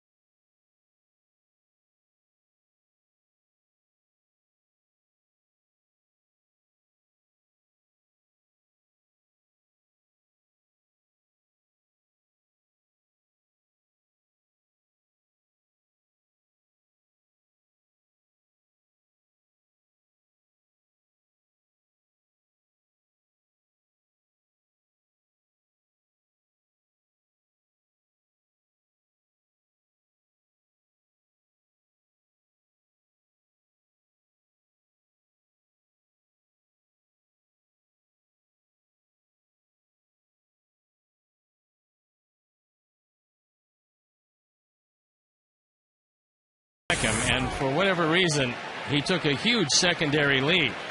This ball wasn't in the dirt. Yeah, it was. It hit the dirt. That's what got him. That's what got him. He couldn't get back. He used the crab to try to get back, and didn't the work. Butterfly stroke did not work.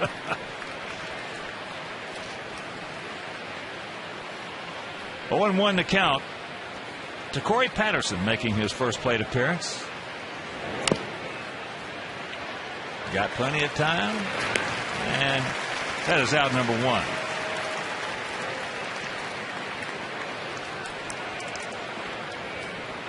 So here's PA. He is 2 for 2. Look, 2 line shots. One in the hole between first and second, and one up the middle. But he has had Stone Pony 2 good pitches to hit, and he has not missed them. 2 pitches down, which is exactly where he's looking for him. And he's hit both of them as hard as you can hit them.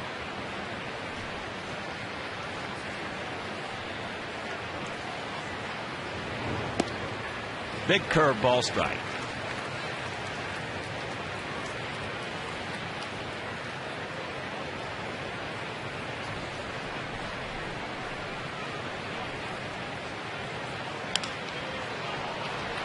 Can of corn. Pierre, 2 down. Good location that time on the fastball. He threw it up and on the inner portion.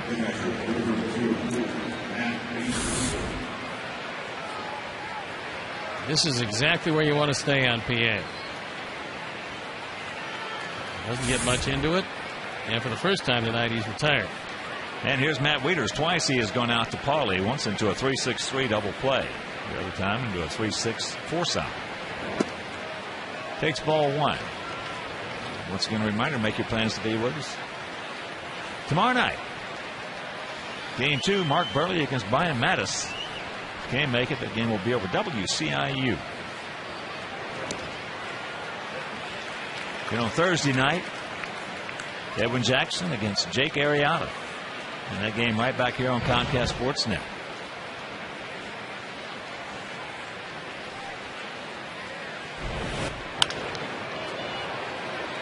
Wieters just smokes that one right back through the middle. So a 2-out single. That deprives Gavin of his first 1-2-3 inning. He's yet to have one of those.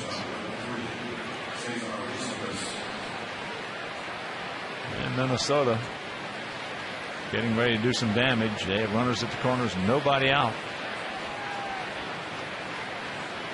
As Texas leads that game 3-2. Top of the 7th inning.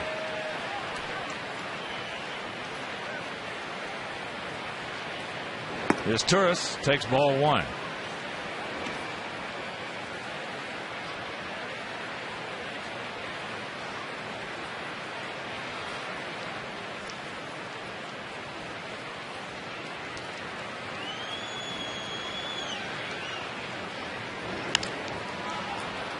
And that is into left field. And that will retire the side. To go to the bottom of the 6th, it'll be the top of the order for our Sox.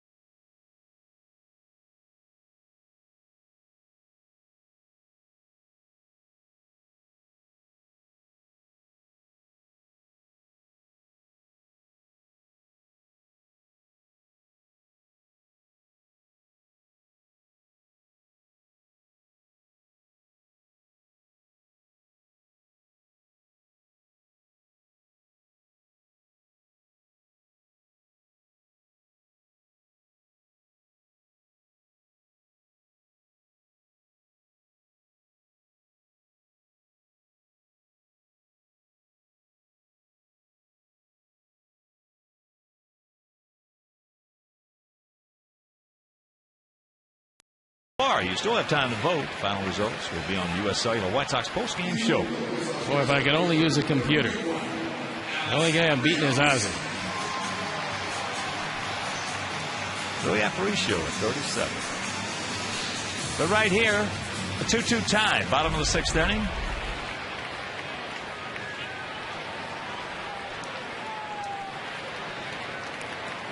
Alex Rios is at the plate when Beckham got picked off.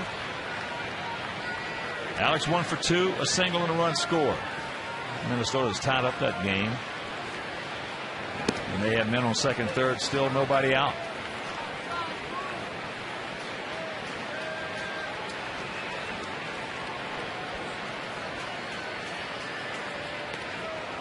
Just flips that breaking ball up there.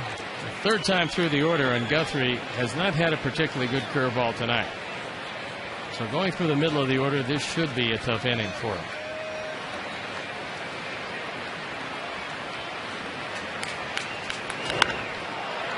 There's just a roller, and that ball is hammered foul. Well, unfortunately, Alex got around a little too quickly.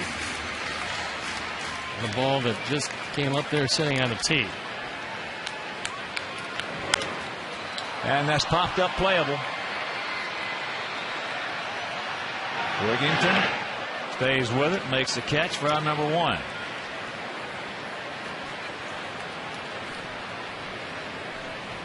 That was a big league pop-up.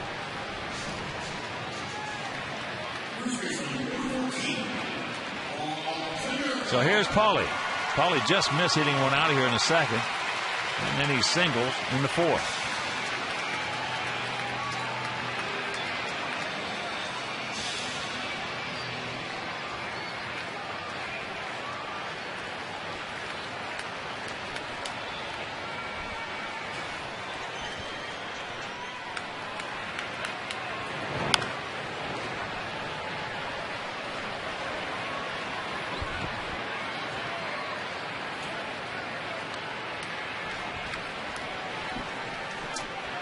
Outfield straight up, spread out, not equidistant. And very deep all the way around. And that is a souvenir right side.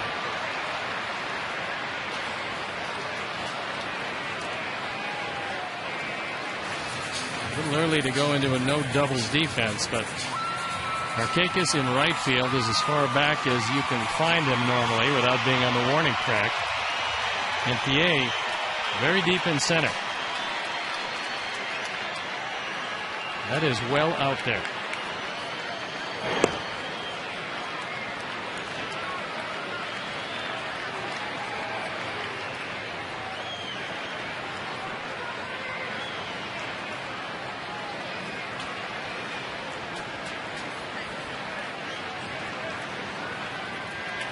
And the 1-2 pitch.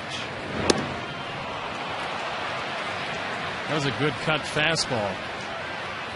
And unfortunately, ball didn't pick it up right away. See it just barely breaking enough to get it off the good spot of the bat. This is as good a pitch as Guthrie's thrown tonight.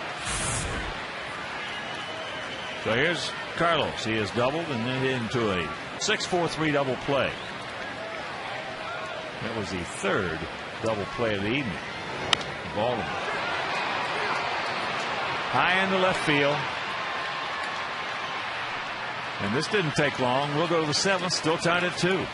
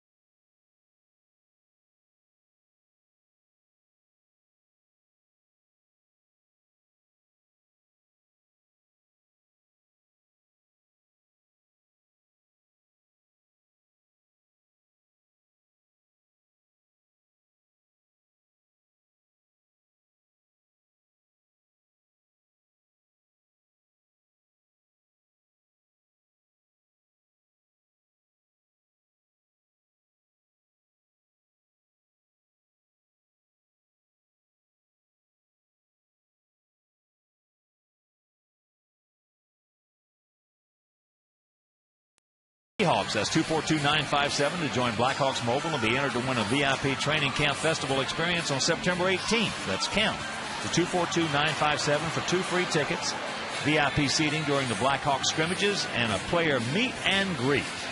You can't beat that. Gavin Floyd into his 7th inning of work. He's got Josh Bell. Then back to the top of the order with Ryan Roberts and Nick Markakis. And identical line scores for both teams.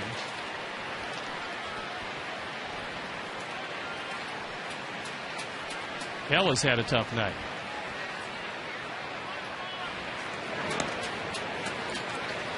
Breaking ball, can't get it.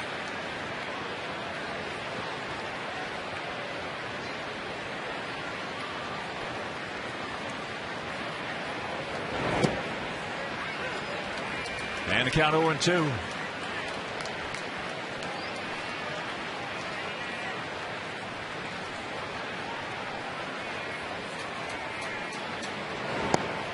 That's low.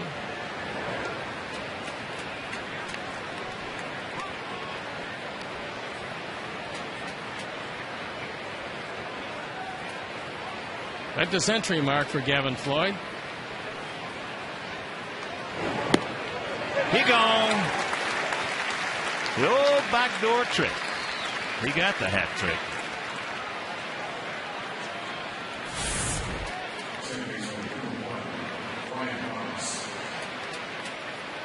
Well, there's a break.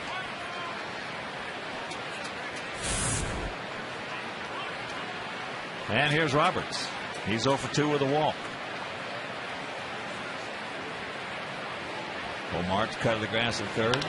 And there's a base hit into right. Carlos quickly over. Will get it back in. So the 1-out single. Not hit hard. Just muscled out there for the base hit.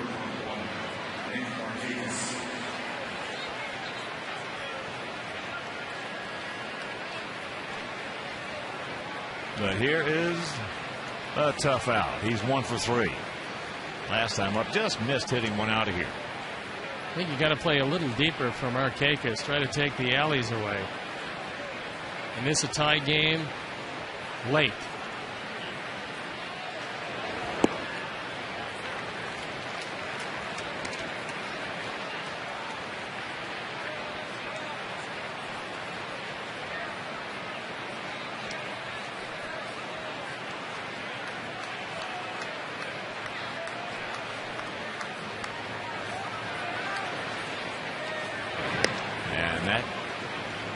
And a reminder Sunday, Sox against the Yankees. Join our Sox as we pay tribute to one of our most beloved players, Frank Thomas. Out the U.S. Cellular Field and help us celebrate the Big Hurts retirement, including bobbleheads for the first 10,000 fans, presented by Four Winds Casino. For more information, contact 312-674-1000. And that should be just an awesome day. A lot of people coming in for that.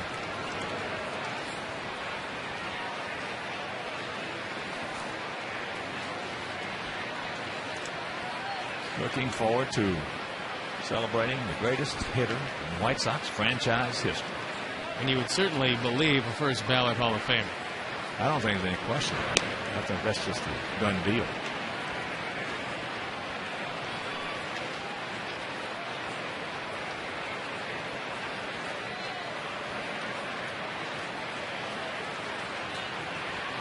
The numbers he put up, unbelievable.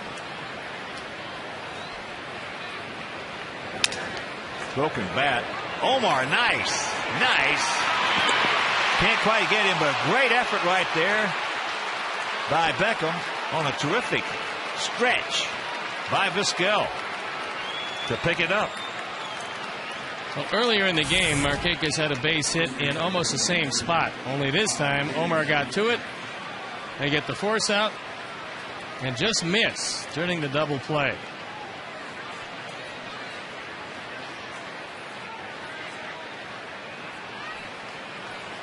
So here's Wigington. He's 1 for 3.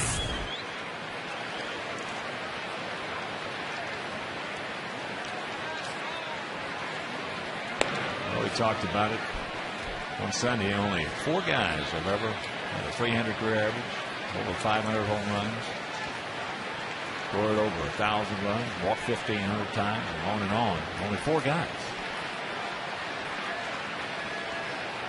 And only one right-handed hitter in it. The other guys are Mellott, Babe Ruth, and Ted Williams, along with the Big Hurt Frank Thomas. It's pretty select company.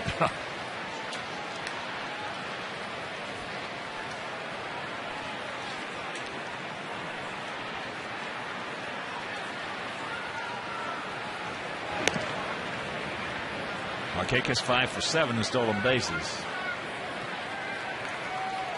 And I don't imagine this year he's had that many opportunities to run.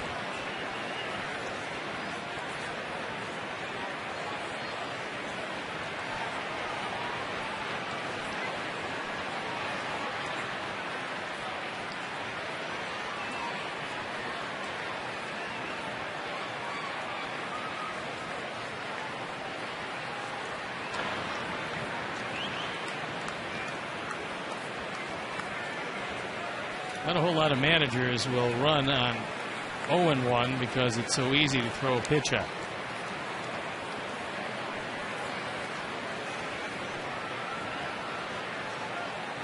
The 1 pitch. Breaking ball. And another nice keep it in front of you by AJ. AJ's done a nice job because Gavin has thrown a lot of breaking balls in the dirt tonight. Well, AJ this year has had a terrific year behind the plate. A terrific year. Not a good one, but terrific.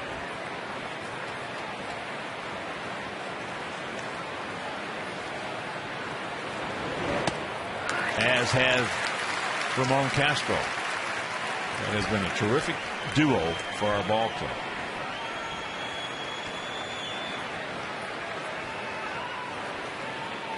You'd be hard pressed to find a better duo. It's Castro playing limited action, 7 home runs, 318, and 85 at bats. He gone. 7th inning stretch. We're tied at 2.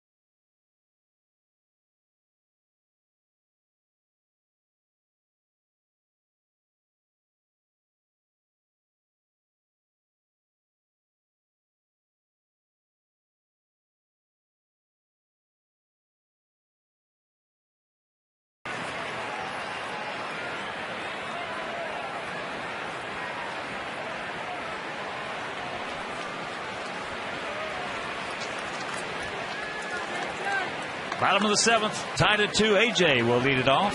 AJ 0 for 2 last time up. He hit a rocket right down to Ty Wiggins and made a diving catch to Robin with extra bases.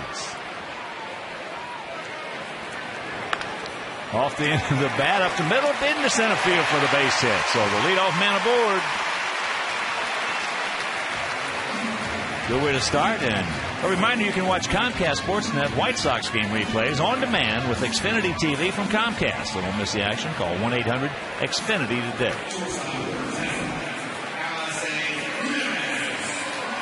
Ramirez is going to take a good look down at Bell at third base, find out where he's going to set up. Right now he's at the cut of the grass, but he's well off the line. Like say, guys have bunted, and that's foul. He has walked and he has doubled, and he has scored.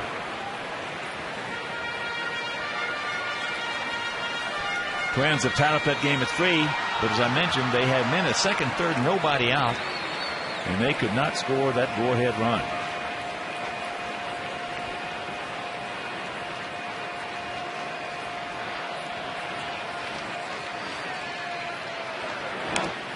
And that's foul back. So very quickly 0-2 the count.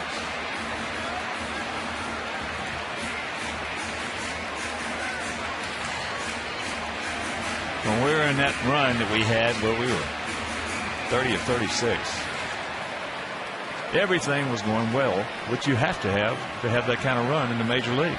You're bunting well, getting guys over. But since that time, the last couple of weeks, we have really struggled with just the fundamentals, so to speak. Well, Alexei actually is a much better bunter when he's trying to bunt for a hit, even if it's in a sacrifice situation. That was not a good at bat. Nope. That's just the third strikeout. 26,263. So now it's going to be up to 10, the first and third inning. But everything in baseball is contagious, whether it be positive or negative. You're going good, everything. It's pretty easy. Bunting, man on second, nobody out, getting him over, getting him in. But when you're scuffling, it is very difficult. Somebody like Chris Sale is going to come into the game.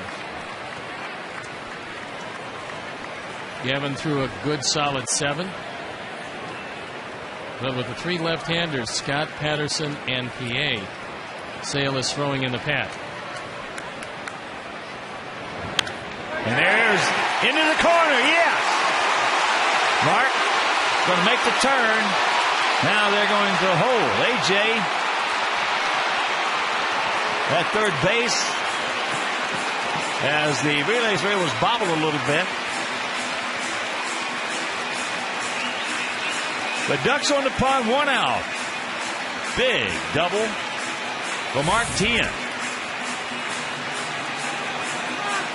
Bad ball over the inside part of the plate. The bad break was that it kicked out. And normally you don't run on the arm of Markakis. I think Wigginton was kind of surprised this ball got by Roberts. AJ's being held right there. He sees it get away ever so slightly. You can't pick up the momentum again. So yeah, now he wasn't going to score. Now the infield comes in at all 4 positions for Gordon Beckham. Gordon, who had that infield single, and he was also hit by a pitch, hit hard.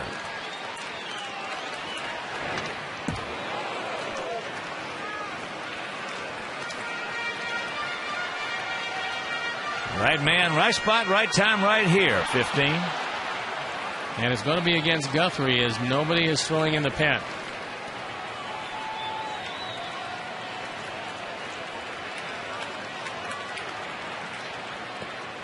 All right. 1-1 to count. A big pitch coming up. Will it be 2-1 or 1-2?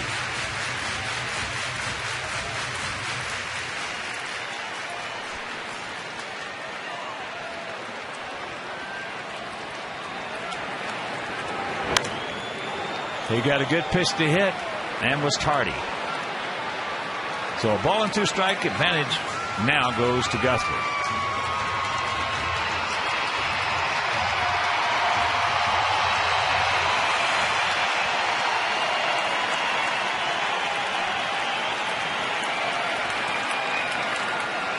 Hold your neck right here, boy.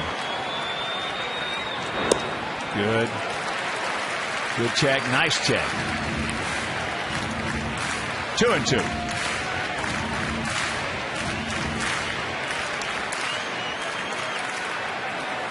Well, he's been staying away in situations like this, so let's see if Gordon looks away. That ball hit hard. Stretch. Kiddo back there. They look up. You can put it on the board. Yes. A 3-run bomb by Gordon Beckham, and the Sox lead it 5-2. Mercy.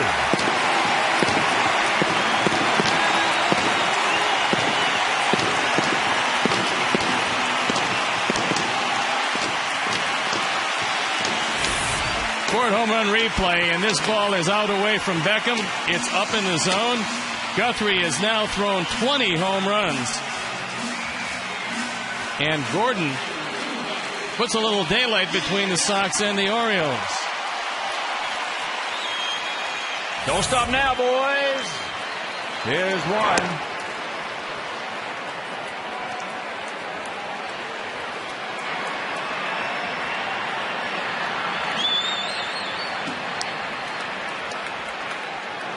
As that's ball 2.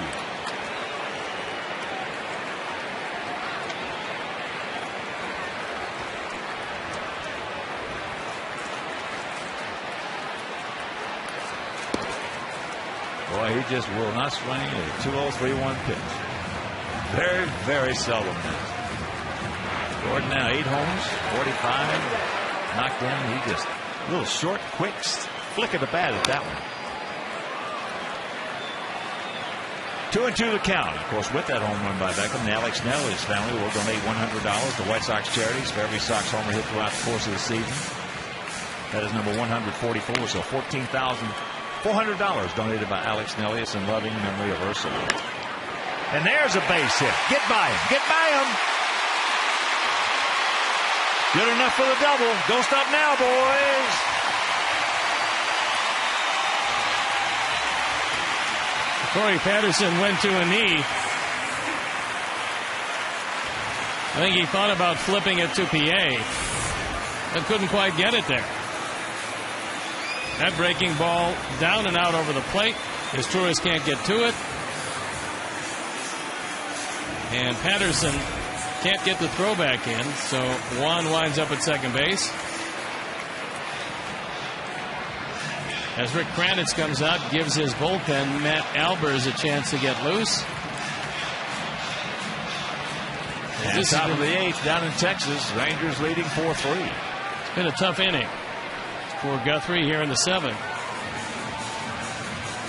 And a well-deserved lead for Gavin Floyd. Didn't have his great stuff tonight. Really battled through 7 innings. Well, that's the one thing I'm so proud of Gavin for. He has learned. Of course, he's had some good examples to follow and to observe, and he's learning. We have got a very, very competitive pitching staff, and he is getting better and better and better, and just grinding it out with you, even when he doesn't have his good stuff.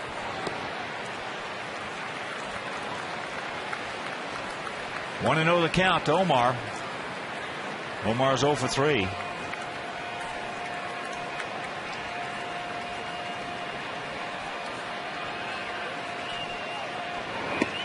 Jacks it up, takes a strike. Pull the string on him right there. 5-10-0 for our guys, 2-7-0 for their guys. And there's a look at Chris Sale.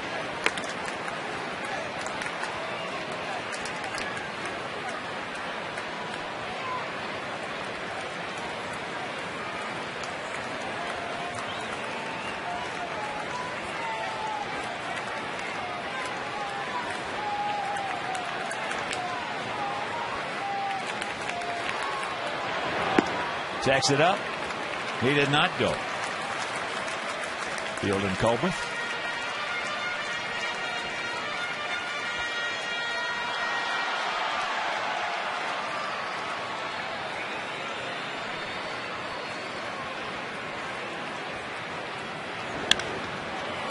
And that's in the right field. Markakis.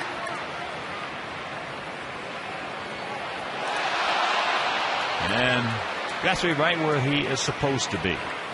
Ellen went through a whole lot of cutoff men before it got to Guthrie. Somewhat surprising that so many of them could have missed it, but they did.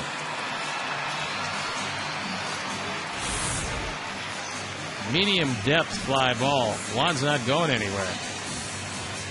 So he airmails the first cutoff man. Bell misses it completely, and that's why you have to be far enough behind to actually go wherever the ball goes, and Guthrie was there. Otherwise, that goes in the dugout and possibly could have been a run. So it's up to Alex, who is 1 for 3, a single and a run scored.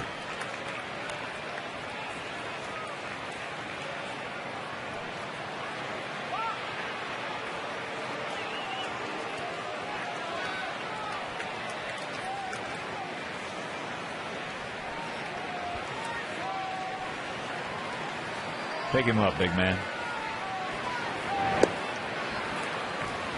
Slurve right there. Low and away.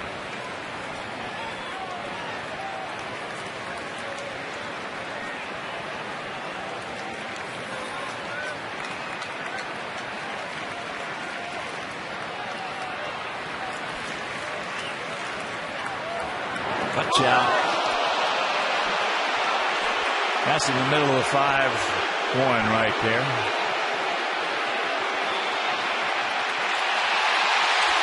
And now there's a warning, and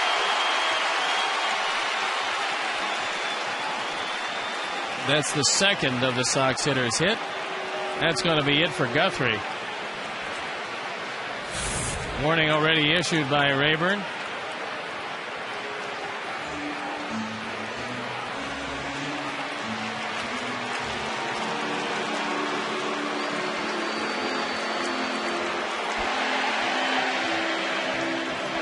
All right.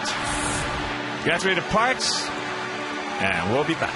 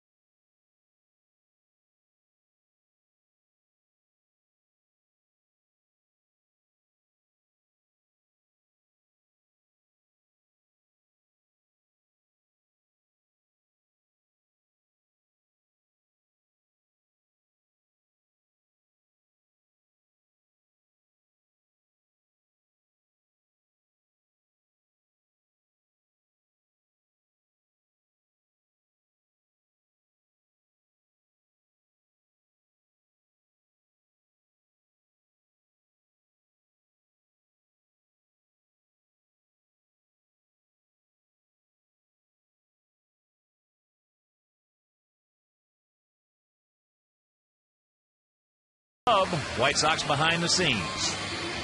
Get an insider's look at what it's like to run one of the most storied franchises in all of baseball. Watch the club tonight at 11 on Comcast Sportsnet, fans' best friend. Our Lexus Pursuing Perfection call to the pen is Matt Alberts, who's been a very busy man, on for the 51st time this year. He's 5-3, ERA 4.48. And he inherits runners at first and second. A 3-run deficit. As Gordon Beckham's 3-run home run is the difference. It's a good way to make up for getting hit earlier. And Alvarez trying to pitch his way out of a disastrous 7th inning. So 2 out, 2 on. And here's Paulie. Paulie is 1 for 3.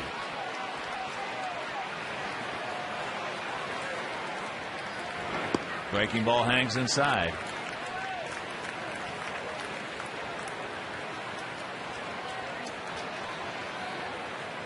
Minnesota did not score in the top of the 8th. They trail Texas 4-3.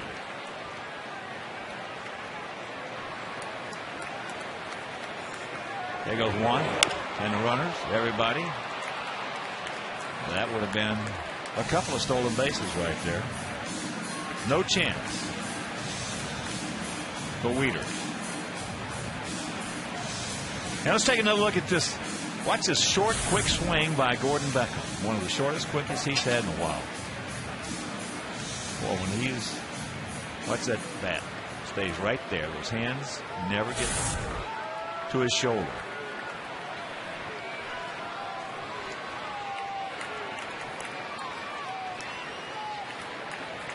Big pitch to 1-1.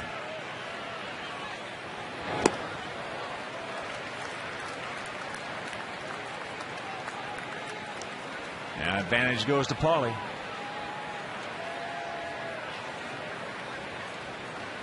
Guthrie already charged with 5 and the responsibility of the 2 men left on.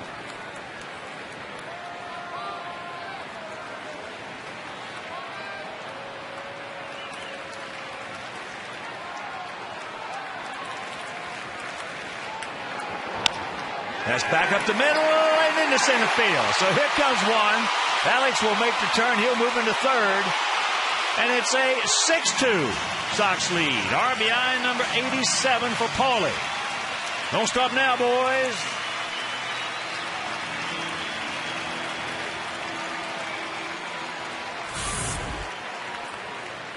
They're playing him to pull this fastball away. It's taken right back up the middle. And so that's a 6-spot charge to Guthrie.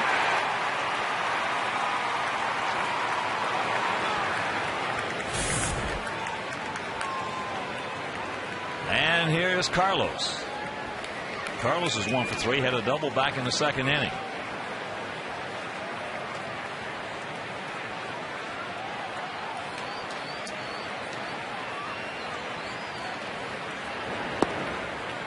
Checks it up, takes ball 1. 11-5 Yankees trump the Blue Jays.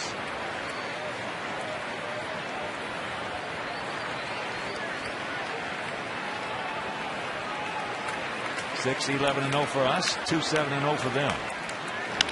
And that's back through the middle. Get through there. Backhanded by Roberts. Nice play. Nice pick by Wigginton. And that'll retire the side, but not before a nice crooked number goes up on that board, a 4 spot, and we lead it 6-2.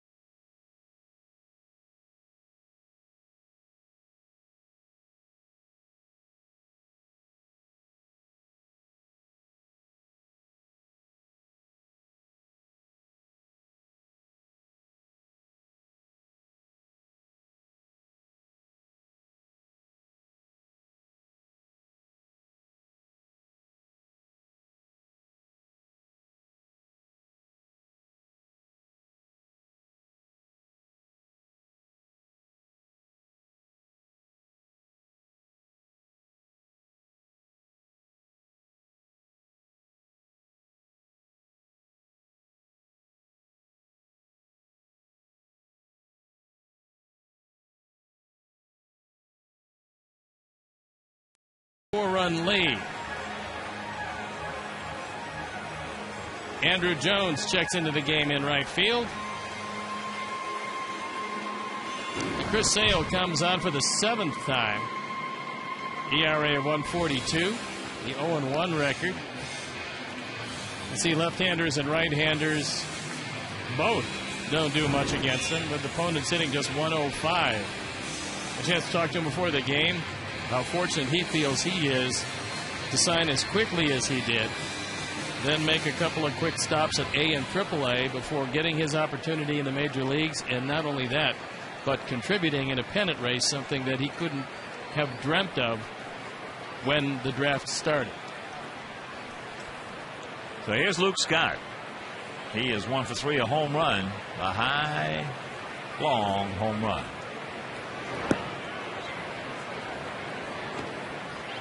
Takes that breaking ball away. Outfield about equidistant, spread out slightly to the left. And there's a strike.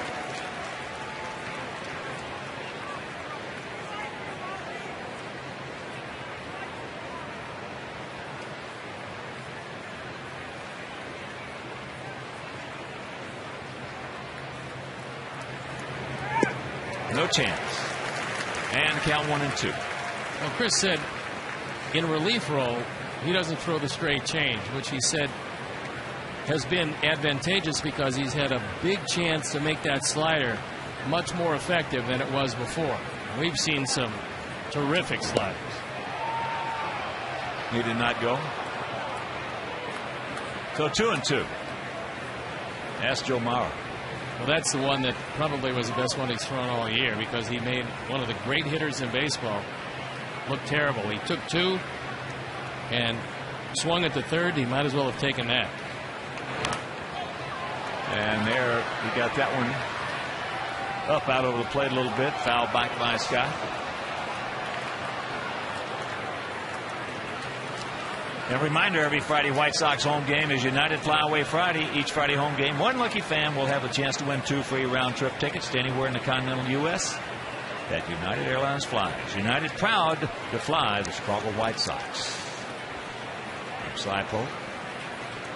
Mike Corrigan, Bobby. Gotta hurry. Look at that transfer and throw. Mercy. That's about as quick as you'll ever see it right there. Well, no chance for Sale to make this play, as Ramirez comes across, knowing he has almost no time. Gets it there with the off-balance throw, and gets it there with a step to spare. Boy, that was so quick.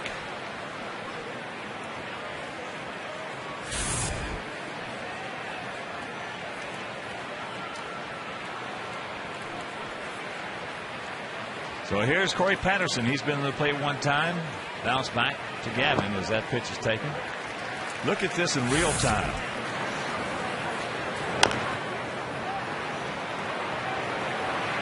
Wow. How fast was that? As Corey now with an 0-2 count. Well, one more slider here, and it's 0 for 2 for Corey, because he's not going to hit that slider. Grab some bench time.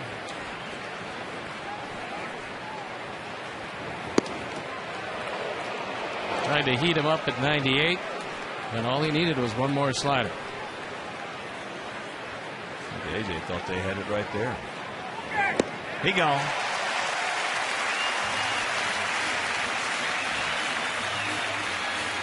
Two down. That slider just disappears low and in. Probably the worst of the 3 he threw, but it broke so quickly and straight down. Patterson had zippo chance. So here's PA. He is 2 for 3 with 2 line shot singles. And there's one out, top of the 9th down in Texas, as the Rangers lead the Twinkies 4-3.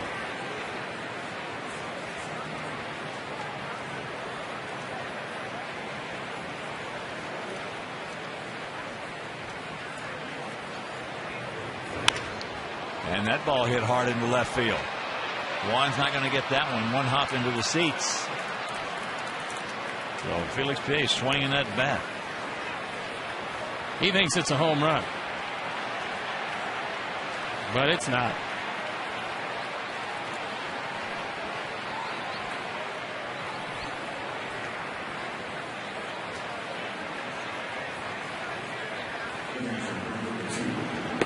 Sergio Santos loosening in the pen. As Matt Wieters will be the hitter. He's 1 for 3.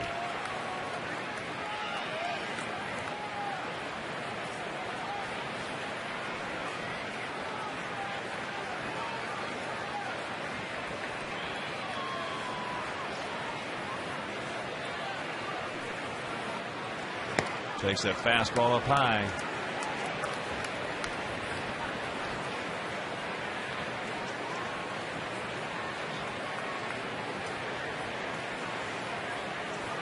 Very good chance we're going to see Alfredo Simon coming in for the 8th. There's that slider strike. There are now 2 outs. Top of the 9th down in Texas.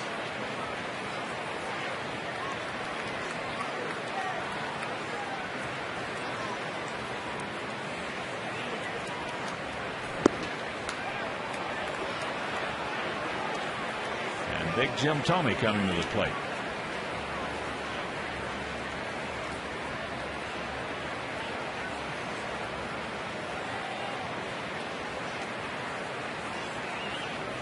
The 8-2, 2 down, the 2-1 pitch. Where's that pitch?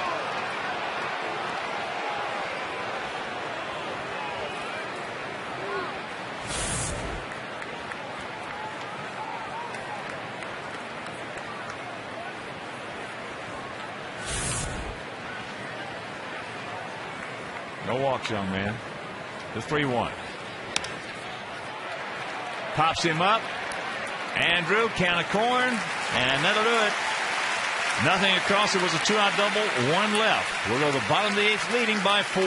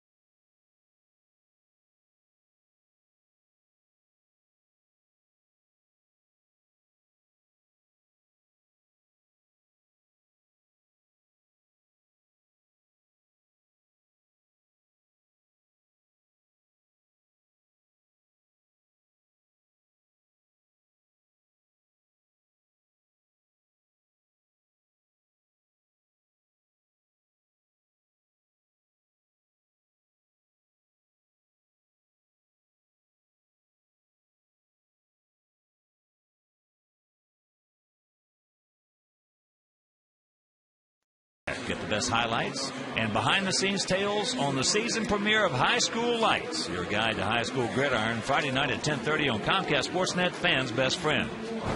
Big Alfredo Simon comes on a 3-2 ERA, 4.50 on for the 41st time. He has become the closer for this team. 17 saves and 21 opportunities. He's a hard-throwing right-hander.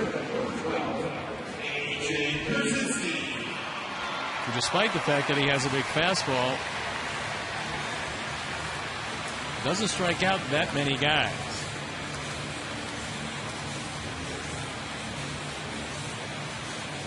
AJ will start it off. He started it off last inning with a single. That 4-run 7th.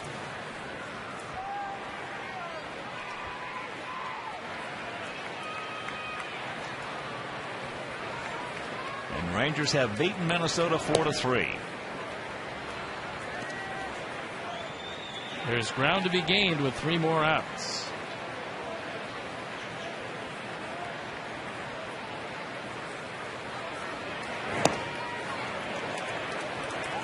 Two and 0 the count to AJ.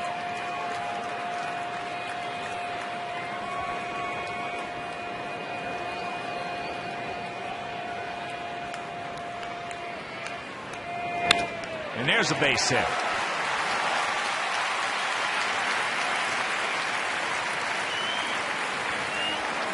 Got 1 or 2 more boys. And now that grand slam range.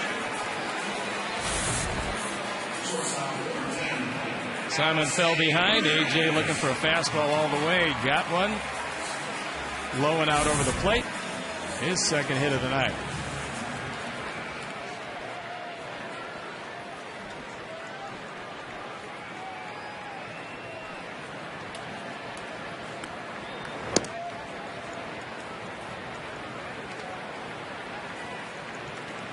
Want to know the count to Alexei. Alexei doubled to lead off the 5th and scored. He's 1 for 2. Off the end of the bat, Souvenir right side. And once again, a reminder, make your plans to be with us right here at beautiful US Cellular Field tomorrow night, game 2 of this 3-game set. Mark Burley against Ryan Mattis. If you can't make it, that game will be over WCIU, channel 26. And on Thursday, Edwin Jackson against Jake Arrieta. And that game right back here on Comcast Sportsnet. And then it's the Bronx Bombers coming to town Friday, Saturday, and Sunday, and then off on an 11-day, 10-game road trip.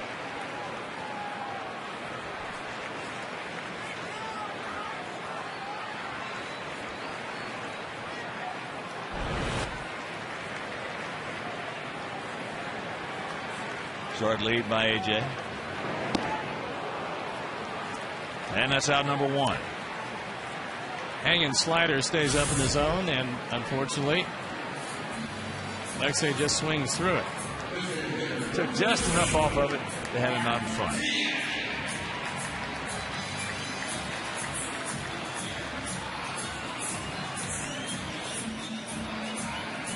Mark had a big double in the 7th inning. That was one of the big hits of the game right there. Big hit.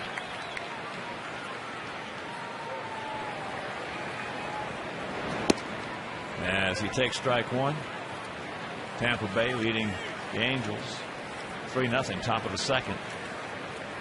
That is the big A. Well, with the Yankees winning, they're going to have to win that ball game. And with Texas winning, and the Halos better do something. Because coming in tonight, they are 9 games back. That would put them in double digits if they lost.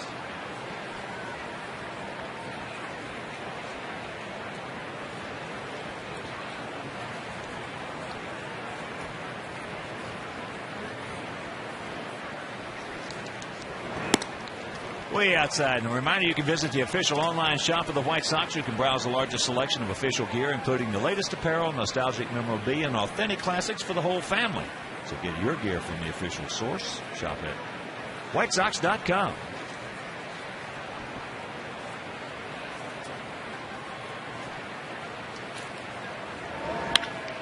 And there's a shot base hit. AJ's going to make the turn. So Markakis will get it back into Brian Roberts' second. And runners at the corners, 1 out. Don't stop now, boys.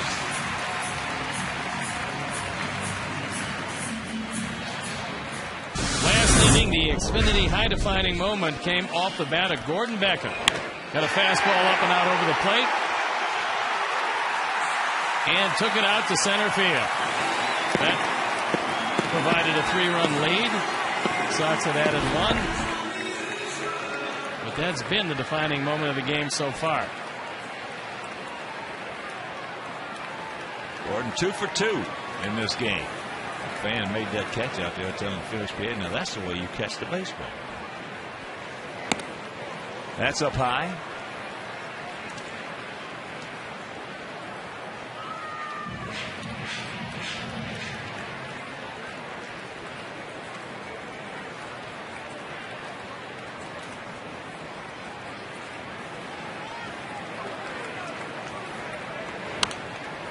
And that's out of play.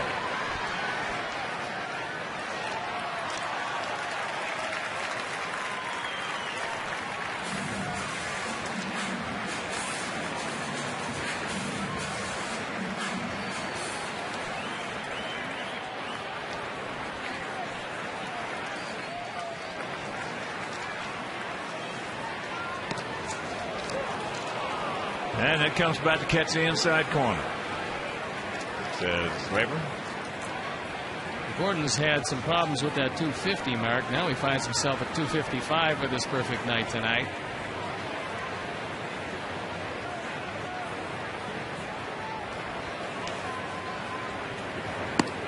That one hangs inside. 2-2. He's hitting close to 350 in his last 37 games to go from 205 to 251 coming in. It's been a tough climb for him, but he's starting to show what he showed last year, which is the ability to hit the ball all over the ballpark with a very short, quick swing. Could not check it up. And that's out number 2. So it's up to one Pierre, who's 2 for 3. Got a big double and scored run last inning.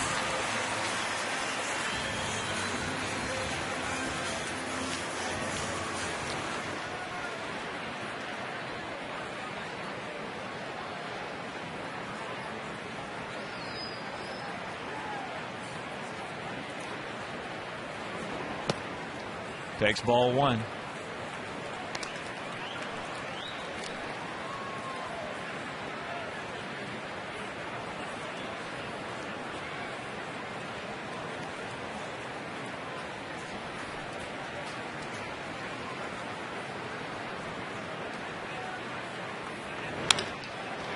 Back up the middle, into center field for a base hit. Otean on his way to third base. Here's the throw. They'll get him. But we get out of that grand slam range. We'll go to the 9th, leading 7-2.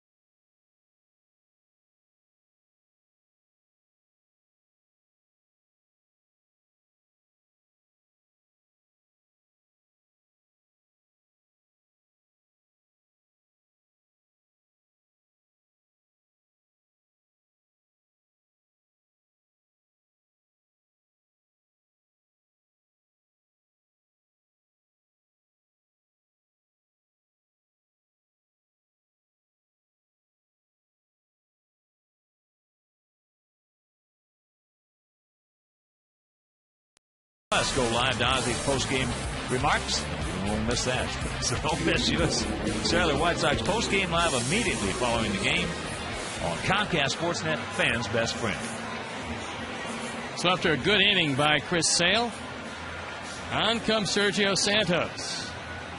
Got a 5-run lead. He's trying to nail it down. He's 1-0 this year, on for the 46th time. ERA a scant 1.74.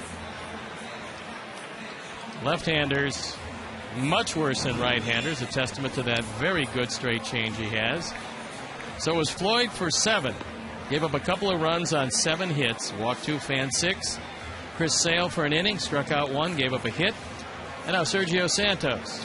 And a reminder, prorated White Sox season ticket plans are still available for the remainder of the season, and fans that purchase the final 16 games and place a deposit towards 2011 will receive the opportunity to purchase 2010 postseason tickets. So call 312-674-1000 or visit whitesox.com. Shortstop Cesar is Torres. Takes it wide. As Torres is grounded to short, slide to center, and gone out to Juan Pierre and left. 7-14-0 for us, 2-8-0 for them.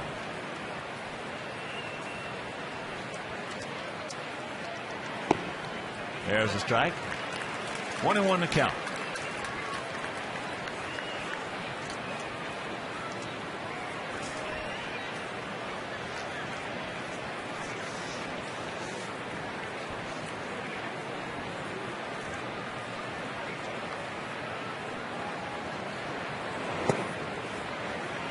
Two balls and a strike.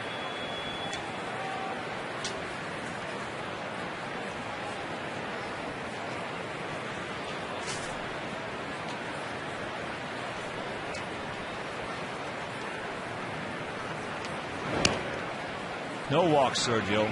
3-1. No walks. Make them hit their way on. This is as far as Ozzie wants to go in that bullpen. He'd just as soon get this one over with Sale for one, Santos for one. Give the bullpen, for the most part, another day. Another leadoff walk.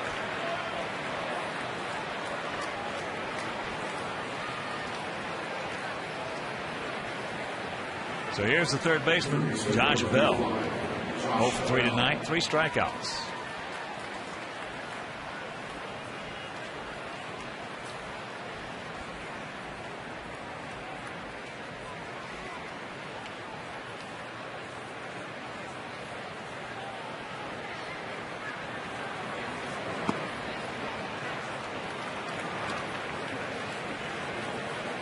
They're not holding him on.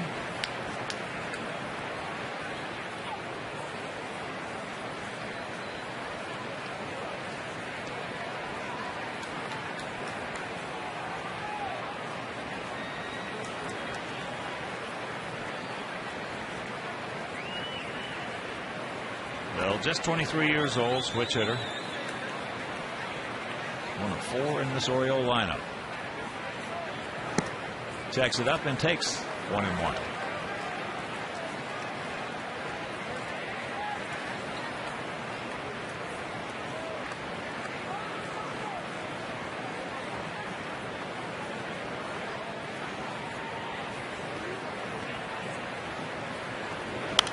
And that's fouled back. Oh, nice grab on a carom right there by one of the fans. He cut it off the wall. Wow. Plus, he's very excited. I don't blame him. That's a heck of a play he just made right there.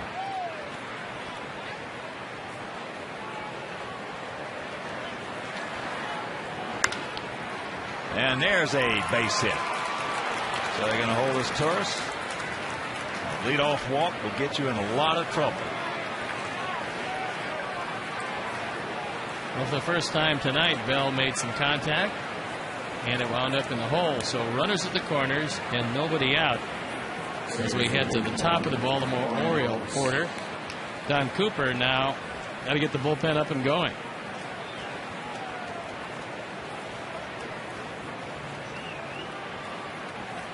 Brian Roberts, 1 for 3 with a base on balls. Takes first pitch strike.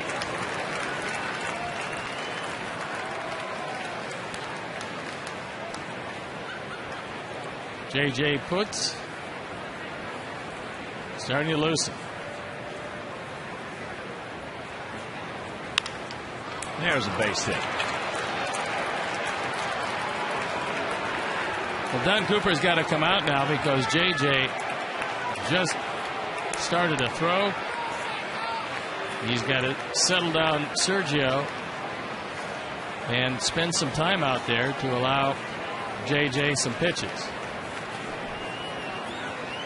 Roberts with his second hit, just his 9th run batted in. The fastball tailing away, he takes it the other way. That's why that run in the 8th for us was huge, because it took him out of the grand slam. But now all of a sudden the tying run is on deck with nobody out. Those leadoff walks, I'll tell you what, it's amazing. It's just absolutely amazing what they do to the psyche, especially of a young pitcher.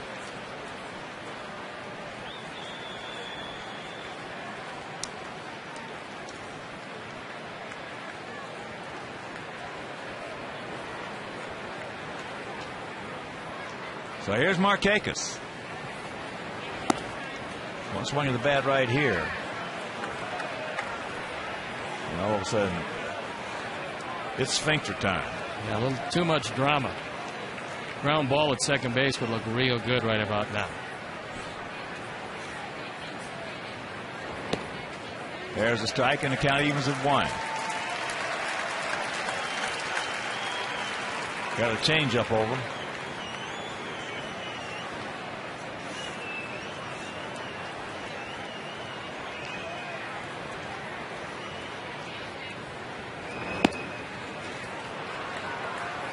Boy, he's just. Well, he's flying open. Oh, he's just unbelievable how much he's flying open. And that ball's going to be left up and into the right-hander, up and away to the left-hander.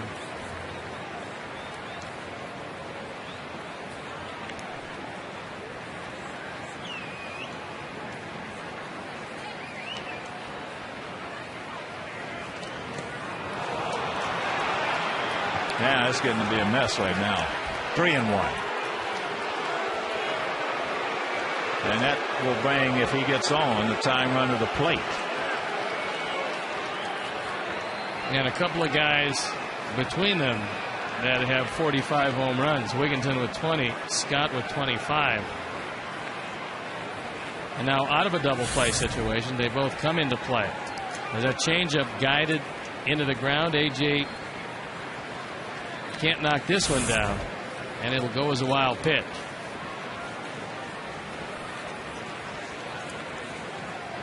Well, when you get a 7-2 lead and you walk the leadoff man, some trouble can happen, and that's exactly what's happening. 7th wild pitch of the year for Sergio.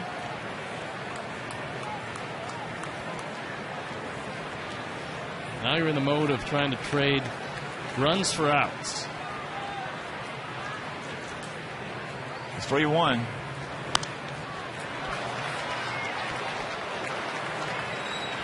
So a full count to the best hitter on the team.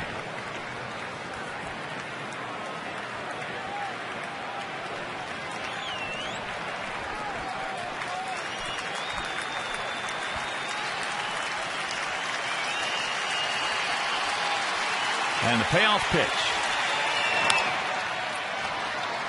Take us all over, just underneath it.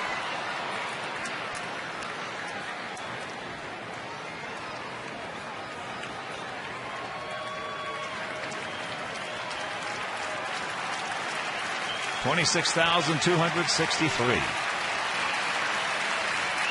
And once again the payoff. And that's back through the middle. That's going to score another one. And that's going to bring the tying run to the plate. And that's going to be all.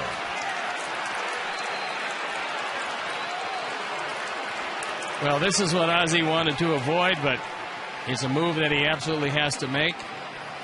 Sergio has had a great year. Very few of these, but tonight he didn't have anything. So J.J. Putz comes in. Sergio will walk out, and we'll be back after these messages.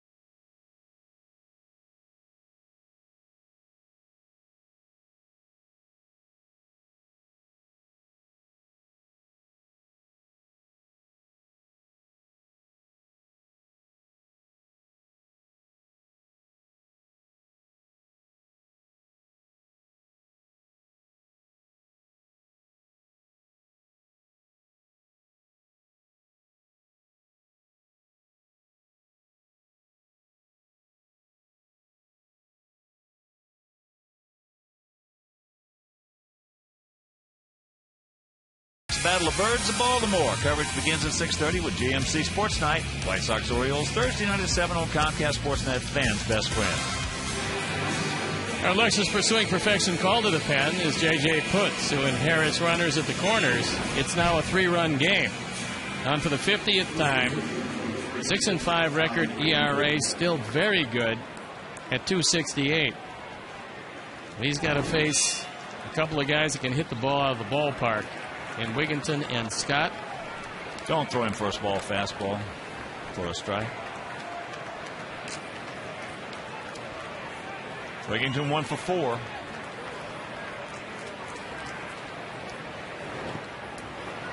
That's in the dirt, blocked nicely by A.J.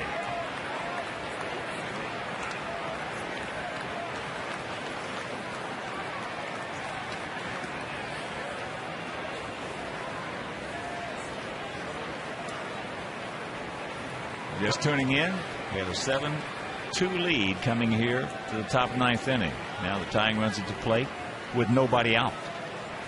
Runners at the corners. And the count 2-0. Bullpen has really been struggling. And it's a battle of bullpens in today's game. That is the difference. Okay, how good your starters are, how good your offense is. If the bullpen doesn't get it done, you're going to lose.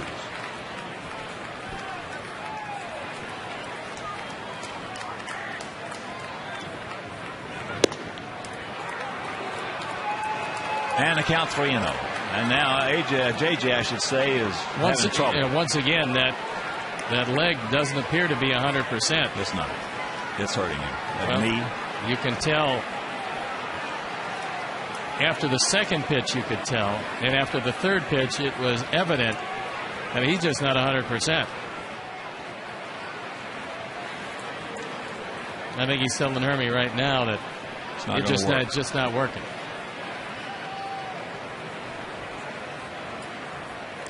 Three 3-0 count. JJ has to come out of this one.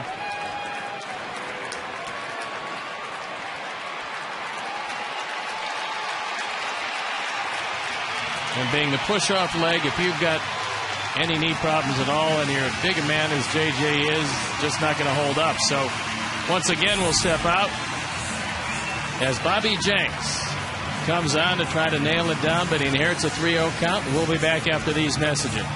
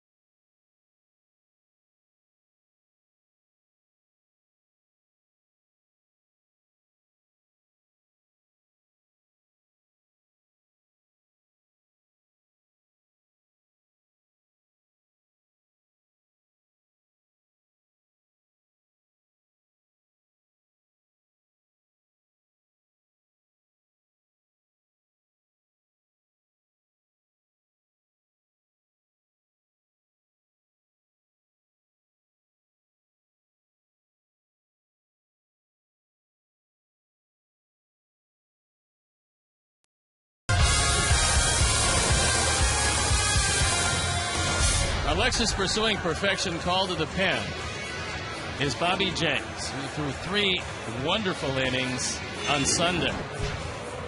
And wasn't supposed to be in this one, but here he is. He's 1-3, ERA 4.50 on for the 50th time. Looking for save number 24. Stuff he had Sunday was probably as good a stuff as he's had all year. But I'm sure at that point, when they extended him to 3 innings, they never dreamt he would be in the game on Tuesday. But with Santos struggling and JJ getting hurt, it necessitates Bobby coming in the game. He inherits. Yeah, well, Thornton. Not available. Nope, not available with some forearm problems. Tony Pena not available after going 7 innings. That doubleheader just tore us up. I know there's one guy with a Cheshire Cat grin on his face right now. So 3-0 the count. Tying run at the plate.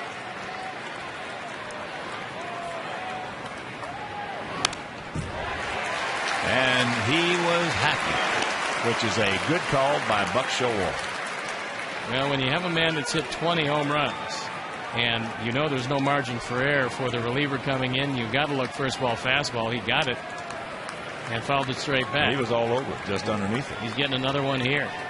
Can't afford to walk him. And a full count. Bobby threw a fastball, but he sunk that one.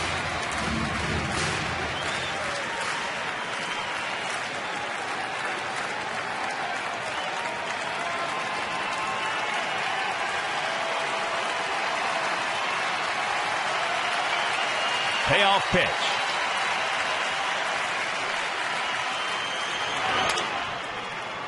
Broke his bat. Get foul.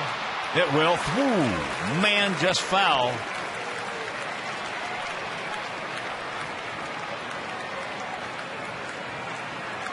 That boy takes him another piece of maple.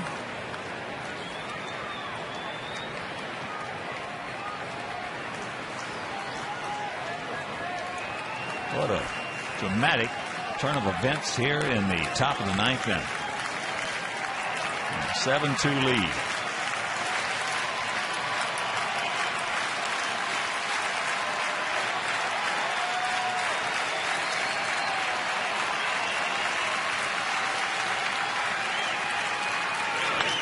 Bobby right back to him. Make the good throw. Yes! What a nice play by Bobby Jenks on a hard comebacker off the bat of Wigington.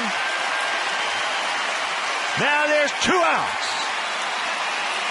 And it's a 7-5 game with nobody on base. Yes! This one hopper right back, and unfortunately to the glove side. Gordon gets the throw away. Paul scoops it on the other end. A big double play.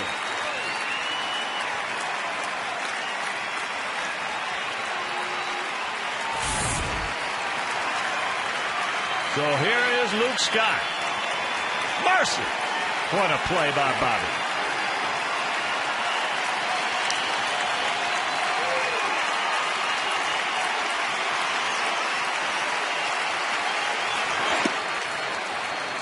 And that fastball outside.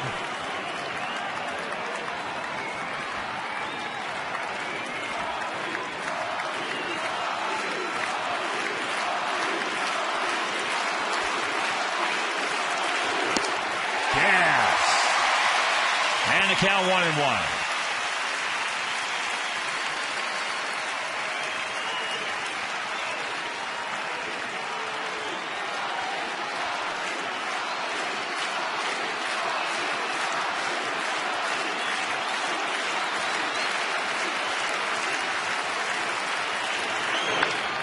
And that's foul. But what a comeback in that at bat to Wigington from the 3-0 count. Just coming right at him.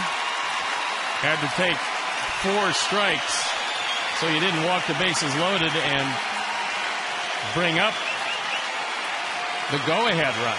Now drop a hook on him and grab some bench.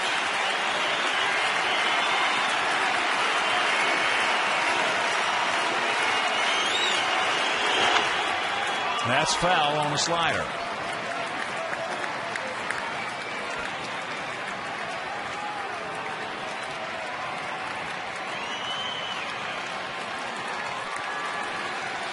Seven 14-0 for us, 5-11-0 for them.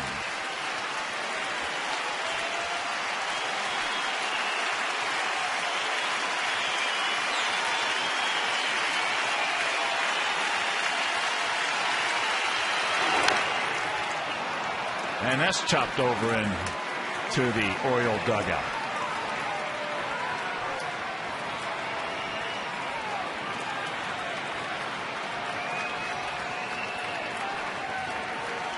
Boy, the fans, 26,263. Most of them still here. They have been into it,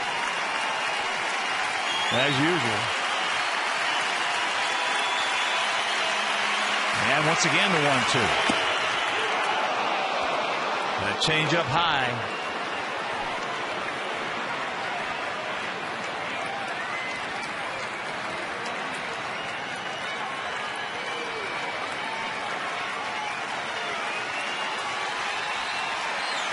Take him right here, Bobby. You don't want to go full. The 2-2 pitch. That's into center field. And when that ball comes down, this ball game will be over. What a tremendous job by Bobby Jenks, coming on with the tying run at the plate, a 3-0 count, throwing the double play ball, and then getting Luke Scott to pop up to center field. That was Man Mountain Dean right there. Well, Bobby, coming off just 1 day's rest after 3 innings of work, comes in with literally no margin for error and a couple of home run hitters. You inherit the 3-0 count. You throw 4 strikes to him, get him to ground into a double play, then retire Scott. What a performance by Bobby Jenks. And preserve the win for Gavin Floyd. A dramatic 9th inning. But at the end of the day, with Minnesota losing, we cut a game off the lead. 3.5 back now, but what a job by Gavin Floyd out there. He just battled his behind off. Well, Gavin Floyd didn't have the great stuff. 7 innings, couple of runs on 7 hits, and yet he was able to right the ship. In fact, Gavin tonight didn't have a 1-2-3 inning, and they stranded 1 base runner in every one of the 7 innings that Gavin pitched. That's testament to the fact that he wasn't dominating them, he just was beating them. And he put this team in a position to win, which is what a starter has to do. All right now let's go down on the field with Sarah Kustok. I'm Sarah Kustok here in front of the White Sox dugout with our GMC player of the game, Gordon Beckham. Gordon, you guys return home after a tough road trip, but still it's the 10th game you guys have collected 10 or more hits. What's the difference in games like tonight where you can translate that production at the plate into a win? Well, you just got to find a way to score some runs, and a couple of games last week we didn't do too well with that. So just got to find a way to scratch, and we did tonight, and we came away with a win, and it was in front of the home crowd, and that's always nice. Not only get a win, but able to pour it on in the 7th inning in large part thanks to your 3-run home run. What goes through your mind when you're at the plate and you're able to finally break open the game? It's a big part. I mean, you want to get up there and you want to help the team, and when you've got a couple guys in the scoring position, you just want to put it in the outfield somewhere and score somebody. So I was able to do that, and it was a kind of a good pick me up for the rest of the team. You guys are looking to win your first series in close to a month. What does a win in the opener do for solidifying your confidence in making a run in this final stretch of the season? Well, we have to go and try to win every series from here on out. The Twins are a good team, and we got to catch them. So as long as we play well, play the way we're supposed to, I think we'll be okay. How nice to be back in front of this home crowd. It's big. We want you guys. We need you guys. We got 1 more month left. We need you every night. All right. Thanks so much, Gordon. Congratulations. Thanks. All right, thank you very much. So for my partner, Stone Pony, Steve Stone, our director, Jim Angiu, our producer, Mike Leary, our associate producer, Dave Ross, our technical manager, Mark Harper, the executive producer, Jim Corno Jr., also for the mayor, the man who runs this booth, Mean Joe Groove. And up here in the booth with us, Win Griffin.